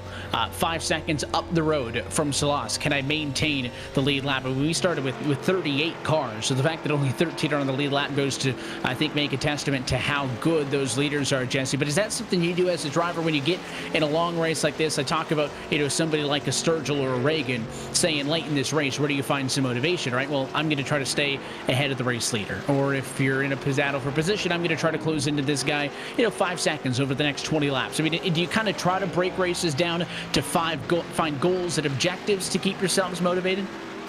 Yeah, that's always part of racing, because racing, it's a lot more different than your typical stick and ball sport. So when you look at basketball, when you look at football, you look at baseball, it's one team versus another team, and that's it. You're the only two out there. Whereas in racing, there's 40 teams out there, 40 different vehicles out there competing against each other. Only one is going to win of that 40. It's not one of two, it's one of 40. So with all those people out there, and all the battles happening, you got to figure out, okay, what's your objective for the race? In real life, teams have different budgets, so you're not always competing against every single team on the field. If your budget's a lot lower, obviously you're going to compete against people within your same budget, and your goal is to beat everyone out within your budget. Your goal is to stay on the lead lap. Your goal is to try to finish within the top 20, top 25, whatever it is. You got to find those goals and stick to them, and then try to advance a little bit more every single race. Try to get a little bit better every single race. That's all you can do, because racing is just a different beast than other sports. And on iRacing, all these cars are even. They all have the same fixed setup, but people do have different simulator rigs. Some of them have very basic rigs. Some people have very elaborate rigs. I don't think anyone in here has a controller, but you could use a controller to play this too. So a lot of different things that can affect, how someone drives a race. But at the end of the day, you got to set your own goals, be realistic about it, and go try to be the best that you can possibly be within whatever your objectives are for the race. And you can use a lot of that to add to your experience. Sturgill is going to drop a lap down, so now Chris Reagan, the final driver in the lead lap, in position number 12. And you could add the motion rings, you could add the triple monitors, you can upgrade, your wheel and your pedals and button boxes and everything else. But at the end of the day, it comes down to the driver behind the wheel. And I've seen people succeed at the highest levels of this with the most basics of setups that drivers enter this with. So, if you're interested in getting involved in iRacing or the sim community, and you go to iRacing.com, a lot of good deals that you can get involved in to get yourself signed up at iRacing.com. You don't need to go crazy off the bat. Get yourself a wheel and run it on your home PC and see how you like it. And if you really want to immerse yourself, the opportunity is there, but don't think that you need to put $8,000 into a sim rig to be fast. If you're having fun with what you got, that's all that matters, and you can certainly do it with just about anything. As Salas now going to deal with lap traffic, and Braden Black, P18, going to drop 2 laps down, and the number 36 machine. He thanks him for staying out of the way, moving over as the number 55 drives on by. And this next time by for Vicente going to be the white flag, and 1 lap to go, just trying to squeak this one out, and hoping that we don't have any late drop. If he gets to that white, this thing's official.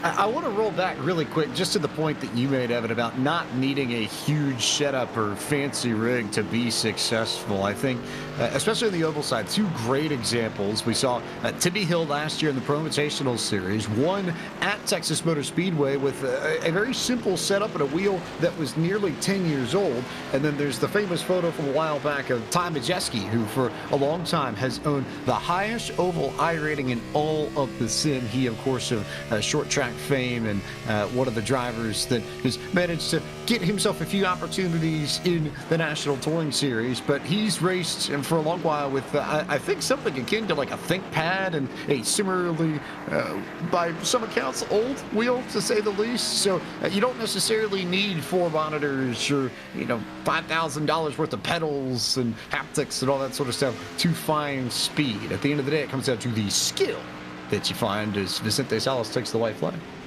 And it can be used as a hobby, or it can be used for certainly the younger generation, Jesse, to get onto this, to see if they like it, right? It's always been hard to get people into racing because you can't just go down to the park and race like you would, like you shoot hoops or play baseball or whatnot. So really great way to lower that barrier of entry for younger kids to get involved and see if racing is something they're passionate about, and then maybe pursue going racing at their local track. Exactly, and that's the great way to do it, is to jump onto sim racing. And pretty soon we're going to have a store on eragaming.gg. That store will be able to provide people with an opportunity to purchase some sim racing gear, whether it's wheels, pedals, cockpits, you name it, all that stuff. We're going to have all different kind of options, whether it's inexpensive options, super expensive options. We're going to have it all on there to give people opportunity to jump on and feel like a real race car driver driving here on iRacing, and eventually driving in our ERA events. One more long trip down the back straightaway for Vicente Salas. The racetrack is clear up the road. Christopher Reagan in P12. Looks like he's going to hang on to this one. Clear track, good news, Spike. Nothing much to worry about if you are Vicente Salas, who is going to get it done 2 months in a row for Space Station Gaming. Got the victory in the Coke Series at Richmond. Now looks set to pick up the Equity Prime Mortgage ERA Omega Cup Summer Bowl from Circuit of the Americas. I wonder if he's going to start rattling off a streak here across the sim. Who knows? That he's a fan of the road races that I mentioned earlier. There is a couple of those coming up on the calendar for the rest of this eNASCAR Coca-Cola iRacing Series regular season. So maybe Vicente issued a challenge here that he's going to be somebody to watch both here in these ERA races and on Tuesday nights for the big show. Final set of corners. Left-hander, turn number 19. Left-hander, turn number 20. And then the run down to the start-finish line. He started this race second, stormed to the race lead early, was mistake-free through the pit cycle, and that was the key. Stretches it 23 laps to the end. Vicente Salas, winner at COTA for the Omega Cup Summer Bowl. Absolutely epic. Big congrats to Vicente. That was an awesome drive by him. Keeping it clean, staying competitive the entire race, keeping it smart. You know, when others made mistakes, pit road penalties, whatever, all that stuff, he kept it smart the entire race, ran a good race, and now he is going to be awarded $4,000 cash. $4,000 going to him. He can use it for whatever he wants, whether he wants to upgrade his sim, go buy a car, wherever he wants to use it for. $4,000 is going to him. Second place is getting $500 and so on. But everyone in the top 5 is walking away with money tonight for playing a sim. We're playing a sim racing game. I mean, that's it. You know, they didn't have to go race in real life. Not bad for a day at the office, and Vicente joins the likes of Sturgill, a race winner from the Spring Bowl, Retzlaff, the winner of the inaugural one back in December for the Winter Bowl at the fairgrounds, and saw that great battle of the line as well. Mullis comfortably in second, but Oisin Walsh did everything he could to get Garrett Maines at the end of this one. Wasn't able to do so. So Maines comes home third, Walsh is fourth, and Novak does recover to get into the money for position number 5. And final couple of drivers trying to bring it around. Christopher Reagan, the number 31 machine, the last car on the lead lap in the running order right now, going to bring his way through for P12 and put a bookend on this one. You got the 24 machine as well coming through the final set of corners. So a handful of drivers. Goes to show you how long a lap is here at Circuit of the Americas. I wonder if Vicente is going to have enough fuel to bring it all the way around or do some burnouts before this one is said and done. But final couple of corners pushing this one through it. And I would say, James, hats off to Reagan and all these guys for staying on the lead lap with some of the top talent on the sim. A grueling, long 40-lap green flag race like this. Certainly tip of the hat to them for fighting through this one and sticking with it. It's tough. I think a lot of people don't recognize it, especially those who run the oval races consistently on the service. I don't think you recognize that even though these road course races tend to happen in a smaller time frame, you end up giving yourself much more of a mental workout, I think, because it's not necessarily just one press of the gas and then one mash of the brake. It's back on the gas, back on the brake, turning the wheel, counter steering, doing all these things that we saw really well with the in-car shots over the course of this race, and you could be really worn out in a span of 40 laps, the way it would take maybe 3 or 4 hours on an oval to hit the same level of tiredness. So credit to the drivers for finishing up this race and sticking it out for all 40 laps or however many they were managed to compete. Let's take a look at your full race results tonight from COTA, brought to you by Equity Prime Mortgage. It mentioned the top 5. Vicente Salas, of course, the third different race winner on one of these Omega Cup races, and 3 different ones joining Retzlaff and Sturgill as race winners here in these races. Of course, second place, Mullis, Garrett Maines, Oisin Walsh, and Zach Novak, the top 5. Trying to get a word with as many of those guys as possible here in the post-race show. Austin Edwards just misses out on that with a P6 finish in this one, and had a Cody Harris in 7th position. Garrett Conrath comes home P8. Bob Eldred is 9th. It is Guy Hesno who comes home running at the top 10. Brandon Gatchich for Air Force Gaming gets it done. He comes home in the 11th spot. Christopher Reagan was 12th at the end of the night. Matthew Lee brought it home in 14th. And Michael Stilger couldn't quite back up his performance in the Spring Bowl, but still a solid finish for him. Anthony Alfredo started without setting a qualifying time, and at the end of this race, gained more spots than just about anybody in this field. 32nd to 15th at the end of it. Another Air Force Gaming driver, Chris Walsh, in 16th. Nathan Soren came home in the 17th spot. And then it was Christopher Matthews, Braden Black, and Nicholas Brand that completed the top 20. The rest of these drivers still in the mix. A couple of laps down, you got Blanchard, Castro Alves, Lowry, Downing, and Goodman. And I think maybe Zimmerman is where you draw the line for the drivers that are able to make it to the end of this one. A couple of the cars towards the back got caught by that incident count. Could include Joshua King in 27th, but John Lehoff in 28th, Randy Huffby 29th, and then Robert McMillan Jr. in 30th. 31st went to Johnny Taylor. Johnny Fair was 32nd.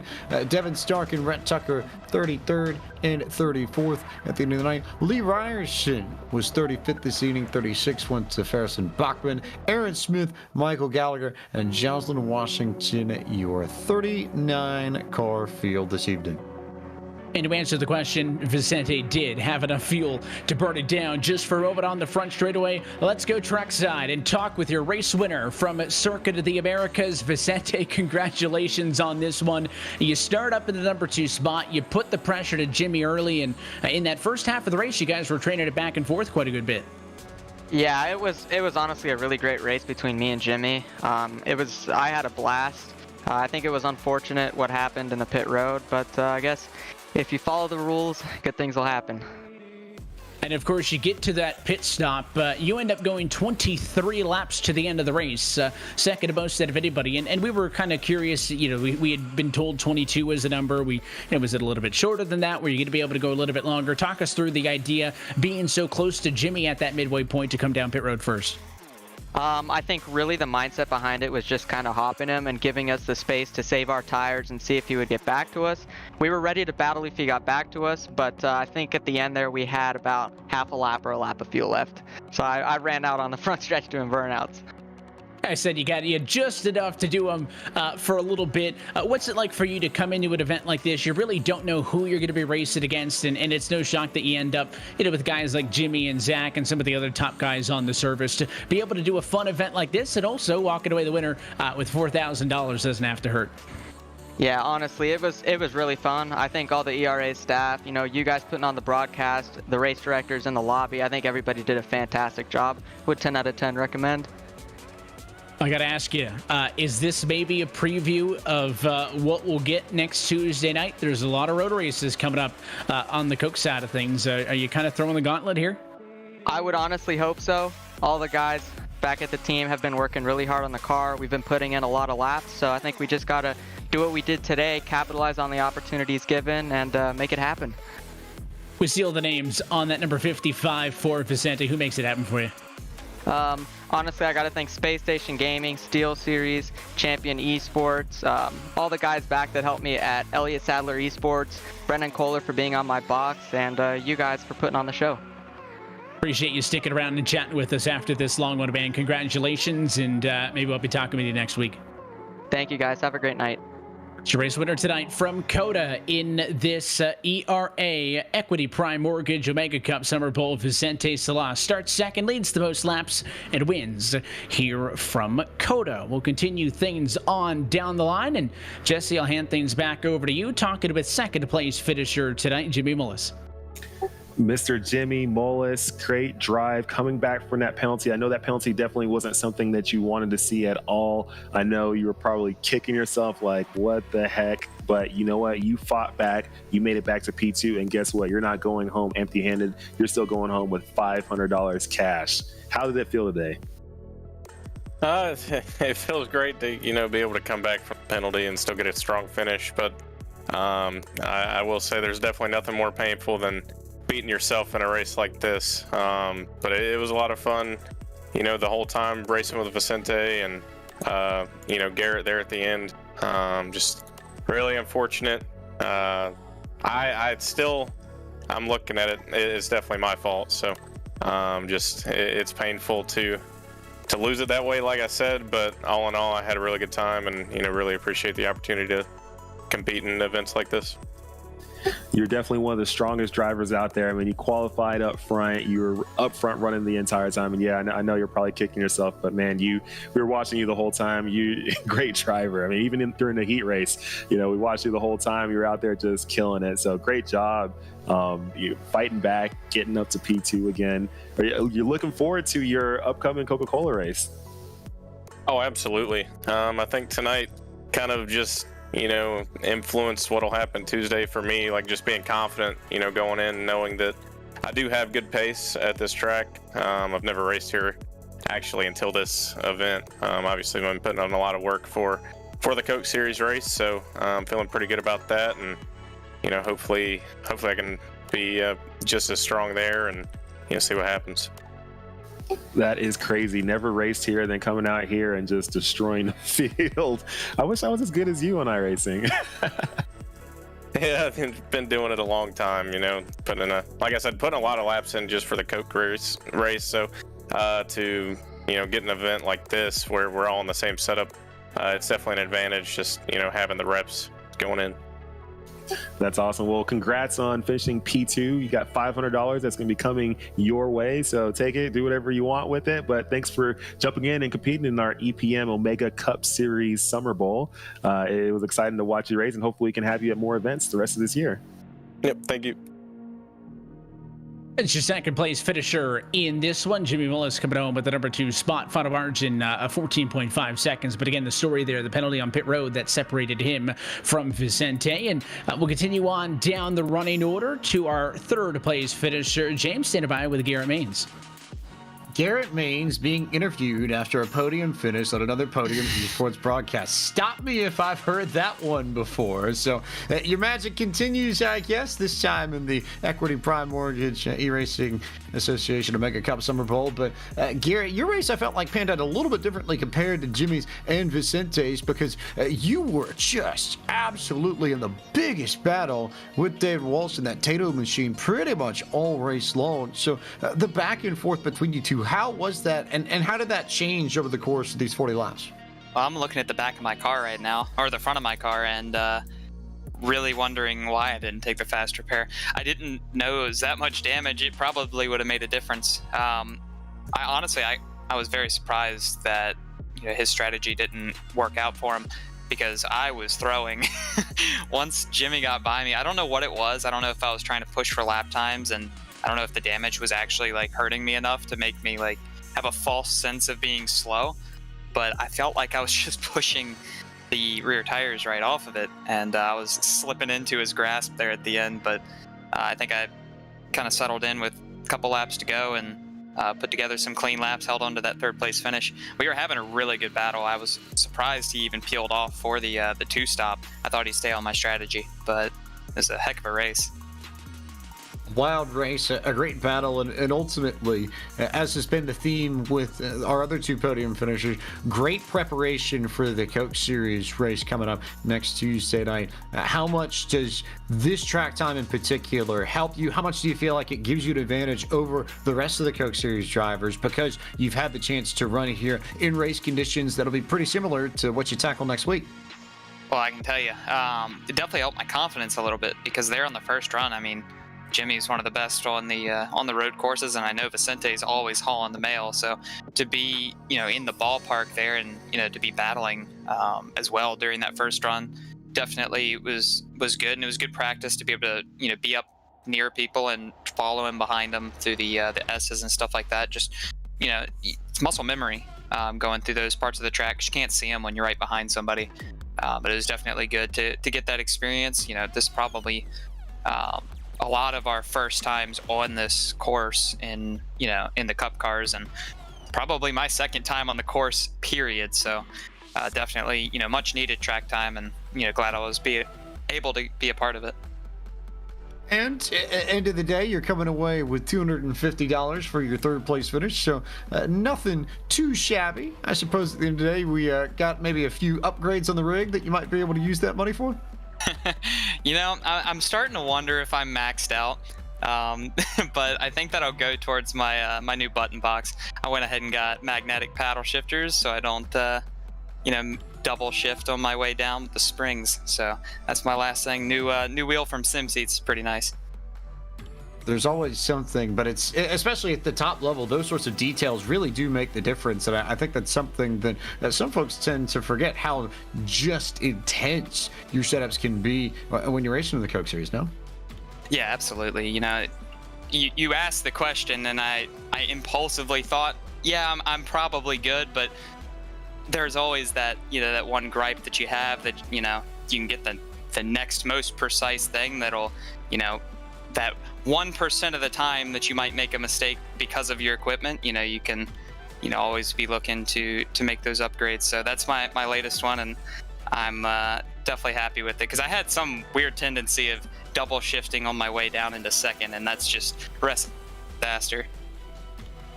Ever the perfectionist you are, Garrett, but also part of the reason why you're one of the best of the best and one of the Coke Series drivers for 2021. Who do you need to thank for making tonight's run possible? Yeah, I got to thank Offerpad, Smithfield, Linux, all the guys at Elliott Sadler Esports. Just huge shout out to Vicente for showing me around this track for about a week now. It was a bit of a change on this track temp and with this setup, but I think it was definitely much needed practice in race conditions, and looking forward to the Coke Series next week. I think all this experience will be definitely helpful. We've seen him be successful in road courses and stock cars before, and Podium Esports does it again tonight. Garrett Maines with a P3 finish. Congratulations on your podium run tonight, Garrett. We'll see you next week right back here at COTA. Thank you, and appreciate you guys putting it on. It's Garrett Maines, driver of the number 2 Offerpad Toyota Camry for Elliott Sadler Esports. Leaves us with one more person to talk to. You may or may not have heard of him. Might know him as Fast Pasta or Pasta Sauce. I've heard Bechamel Boy also in the mix. But in either case, here's Jesse Woozy with Anthony Alfredo. Hey, Anthony, how's it going? How do you feel today on this track? I saw you making your way through the field. I think you passed more cars than anybody in this race today. Yeah, I started about dead last, was able to get a top 15 out of it, so definitely passed, I think, close to 20 cars at least. Unfortunately, didn't get a lap in qualifying because on my first one, I went off track, so I reset and tried to get a new one in. I didn't want the tires to be too hot. And I messed up on that one in the final corner, and I was tracking what would have been probably 8th or 9th place in qualifying. There was a lot of guys way faster than me, but I think I definitely could have had a top 10 day if I could have started up there. But to rebound from where I started, definitely happy about that. Just tried to keep it on the track as best I could and stay out of trouble. So it was pretty long, but I learned a lot and got way better as the race went on. So it was a great time, and I was happy to be a part of it. You definitely drove great throughout the race, wasn't making mistakes. You drove through the field, and yeah, it definitely felt like a long race. It's only 40 laps, but probably to you, you're probably thinking, man, this is like a stint or two in a cup race. Definitely. It was, the cup race is going to be 68 laps, and that was 45, so 23 laps longer, which is crazy because that right there felt like a long time to me, especially since it was green flag without any stage breaks. But I almost forgot that on lap 1 going into turn 1, they all stacked up in front of me. I yanked the wheel hard left to not pile drive the guys in front of me, and I drove across the nose of the guy inside of me, and I literally went sideways and slid all the way up into turn 1 and clobbered someone in the middle of the corner. I feel awful about that, but I was just hanging on for dear life because it was bad back there. I should have just lagged back a lot and gave plenty of room, and I tried to give room, but I just caught those guys so fast getting into 1, and there's nowhere to go. So that little spin there got me behind, and so did the damage from it. But we took our fast repair on that green flag stop and made the most of our day. But like you said, it was not even as long as a cup race, and it felt pretty long, but it was definitely good reps and get me mentally prepared for the cup race as far as being able to focus for that length of time, especially after a couple mishaps and whatnot. Yeah, most definitely. And you're right about turn 1 on lap 1. Going into turn 1, especially for the cup race that you're going to be running in, it's going to be very similar, where a lot of people are going to be stacking up. And for everybody, it's going to be their first time ever in history where 40 cup cars are going into turn 1 at COTA. So a lot can happen. I know you remember what was happening between the Xfinity races and cup races at Charlotte when they did the Roval. Same similar situation where everyone was screwing up turn 1. So be getting these laps today, I'm sure that was pretty helpful for you. I think turn 1's going to be the exciting spot, to say the least, especially on all the restarts and the initial start of the race. It's plenty wide to go 4 or 5 wide into turn 1, and watching some sports car stuff there, they do that a lot, and you never know what could happen. It's just to some guys it looks like an opportunity to gain free spots, right? Restarts are always an opportunity to do that, so it's going to get pretty wild. It's going to be hectic. Hopefully not too much calamity or chaos, but I'm definitely looking forward to that. Well, good luck in the race. Should be fun. And thank you so much for jumping in and competing in our ERA EPM Mega Cup Series Summer Bowl this year. So it was fun seeing you out there racing, and you did a pretty good job. So thanks for jumping in. Of course, thanks for letting me race, and thanks to everyone behind the scenes. Of course, you, Jesse, ERA, Podium. It was a pleasure to compete, and I'm looking forward to the rest of the events throughout the year. All right, have a good night. Thanks, Anthony. As a chat with Anthony Alfredo, got to talk with him pre-race that is able to go up plus 17 positions to finish into 15th. That makes him the second biggest mover of the evening, bested only by Matthew Lee, who went from 35th to 13th over the course of this one. And so ends another ERA special event. This time the Summer Bowl is in our back pocket, and what a fun night of racing from COTA. We had some drama on the racetrack, drama from the race control. We had everything that you would see in real life, and I think at the end of the day, Vicente Salas certainly earns a good victory in this one. And Jesse, I'll jump to you first on this one, just to give your thoughts on the race. And again, just an opportunity to thank all the people for making this possible, and for those who maybe tuned in and enjoyed the show and wants to get involved, how they get in on this next time. Most definitely want to give a big shout out to everyone who tuned in today on all the different channels, on Facebook, on Twitch, on YouTube, wherever you watched it at. Thank you so much for watching the event, and hopefully we got some fans to maybe hopefully convert into ERA members. If you want to become an ERA member, if you want to compete in these events, go to our website. Go to www.eragaming.gg. Head to our website. Register to become a member. If, let's say, you're still trying to feel it out, you still just want to know what's going on and stay informed, just go sign up for our email list, and we're going to be doing some giveaways to all the folks who are on that list. So just sign up. You can receive some information from us. I promise we will not spam you. I hate spam, so we will not spam you. And a big thanks to our sponsor for this event, for our Omega Cup Series Summer Bowl, EPM, Equity Prime Mortgage. Go visit their website if you're in you search for a new home, new house, and you need a mortgage. Hit those guys up. They have a lot of great stuff going on, and they're huge supporters of esports. So if you're watching this, I'm sure you love esports, you love sim racing. These guys, they love it too. So thank you so much, EPM, for jumping on board and supporting our Omega Cup Series Summer Bowl this year. And fun to be a part of it at our end of things as well, James. And we've seen so many different things, right, over the course of where this all started. Last winter, racing down a short track at the Nashville Fairgrounds, going to a big track earlier this year at Daytona International Speedway, and now at a purpose-built F1 circuit at COTA, all in these NASCAR Cup Series cars. Three very different challenges. No shock that it brings the top talent into sim every single time, and three different race winners now in all of these ERA events. And I think just from a sim racing standpoint alone, a great event to be a part of, seeing all these top guys go at it. I love the mix of challenges that ERA provides. I love the different ways that they tie into the community, especially given when they run. You know, with Nashville, it was all about getting a big event to the Nashville Fairgrounds Speedway in that capacity for this time. Daytona, obviously, you get swept in with Speed Weeks. And this ties into everything that we're going to see at the virtual circuit of the Americas over the next week. And if we look forward just beyond this event, cool that Vicente Salas gets to come back with $5,000. That's pretty awesome. But I look to next Tuesday, and for as much as we figure that it's, probably going to be Bobby Zelensky and probably going to be Mitchell DeYoung that are going to be in competition for the victory, we might have to put a pretty big eye on Vicente Salas, because after what we saw of him tonight, he may be more of a factor than I think a lot of us initially suspected, as will be Jimmy Mullis, as will be Garrett Maines, as you would figure Zach Novak would be as well. We got to see a little bit of their hands now.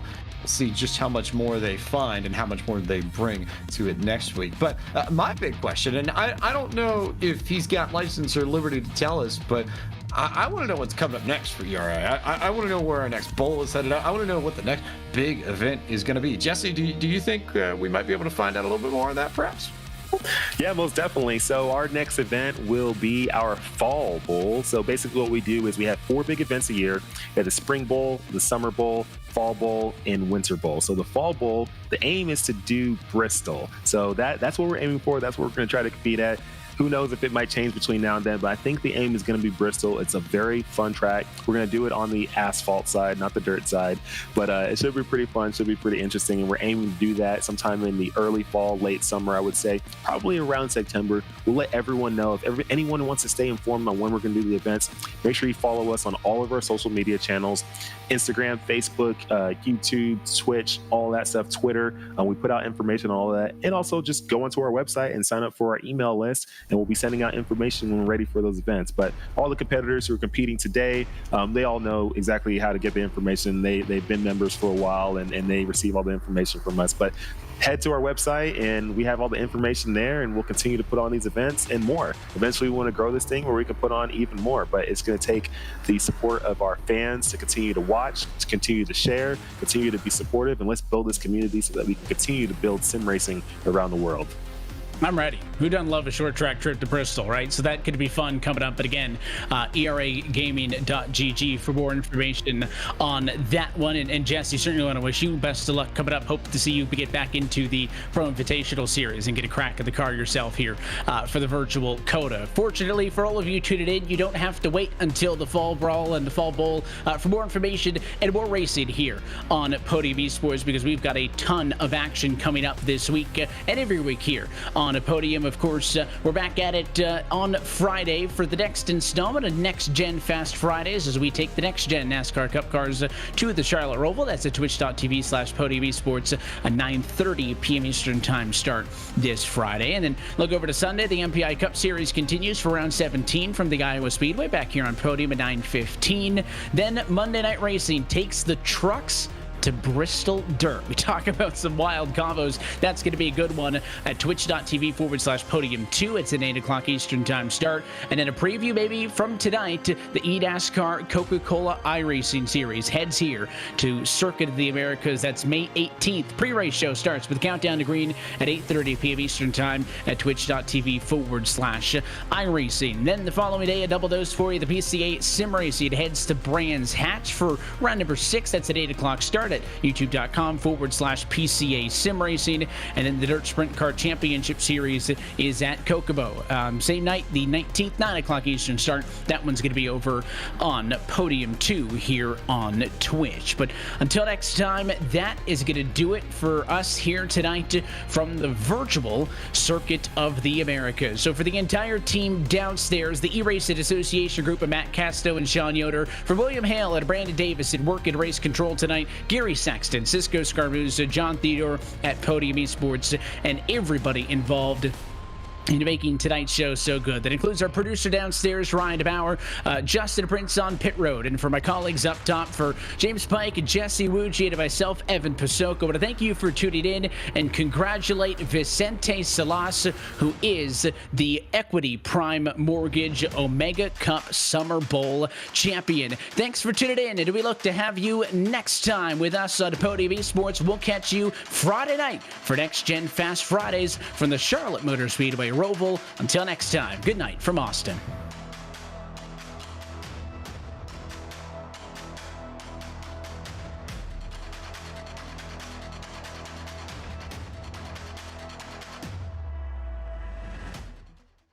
The EPM mission reads that we are a resource and voice for financial empowerment.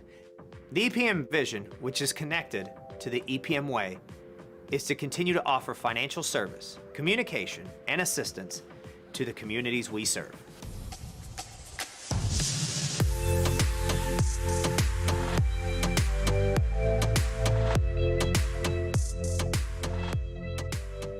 What makes us different is our loan officers. They care about the people. Our number one message in this company is the customer. Always do everything you can for that customer. We as a staff work together as a team, and we also on one page, one goal, to know that the end goal is the other person, which is the home buyer. The big thing that we want to do is provide financial empowerment to our consumers. The ramifications of not owning versus owning is very vast. So it's really about maximizing your earning potential to build wealth. Our diversity, it's a large part of what sets us apart. And the way we look at business with an empathic approach, we do care. I have grown up here. I've pretty much done almost every position here and have just grown and learned throughout the 10 years and been given tons of opportunity to advance. I can't tell you how much this place means to me. My favorite part of EPM is the relationships that we build. I mean, I see my coworkers more than I even see my family throughout the week. So it's important that we have that relationship with each other. I know that I'm going to work hard with my coworkers, but I also know that I'm going to be able to have a fun time with them. When you join EPM, it's like you're gaining a huge, giant family. The people here are just funny and amazing. The 23 Fundamentals, or the EPM Way, is our new culture plan. They are led by great communication, ethics, morals. All in all, they make us better. They make us EPM. The idea of work and home is truly been blurred. So when our culture plan was created, we wanted to transcend just being in the office. It's really about being a brotherhood, a sisterhood, but it's still all about one mission and one objective, is to make sure that we're not only leading to financial empowerment, but we're growing our communities, we're serving our communities, we're growing our individuals.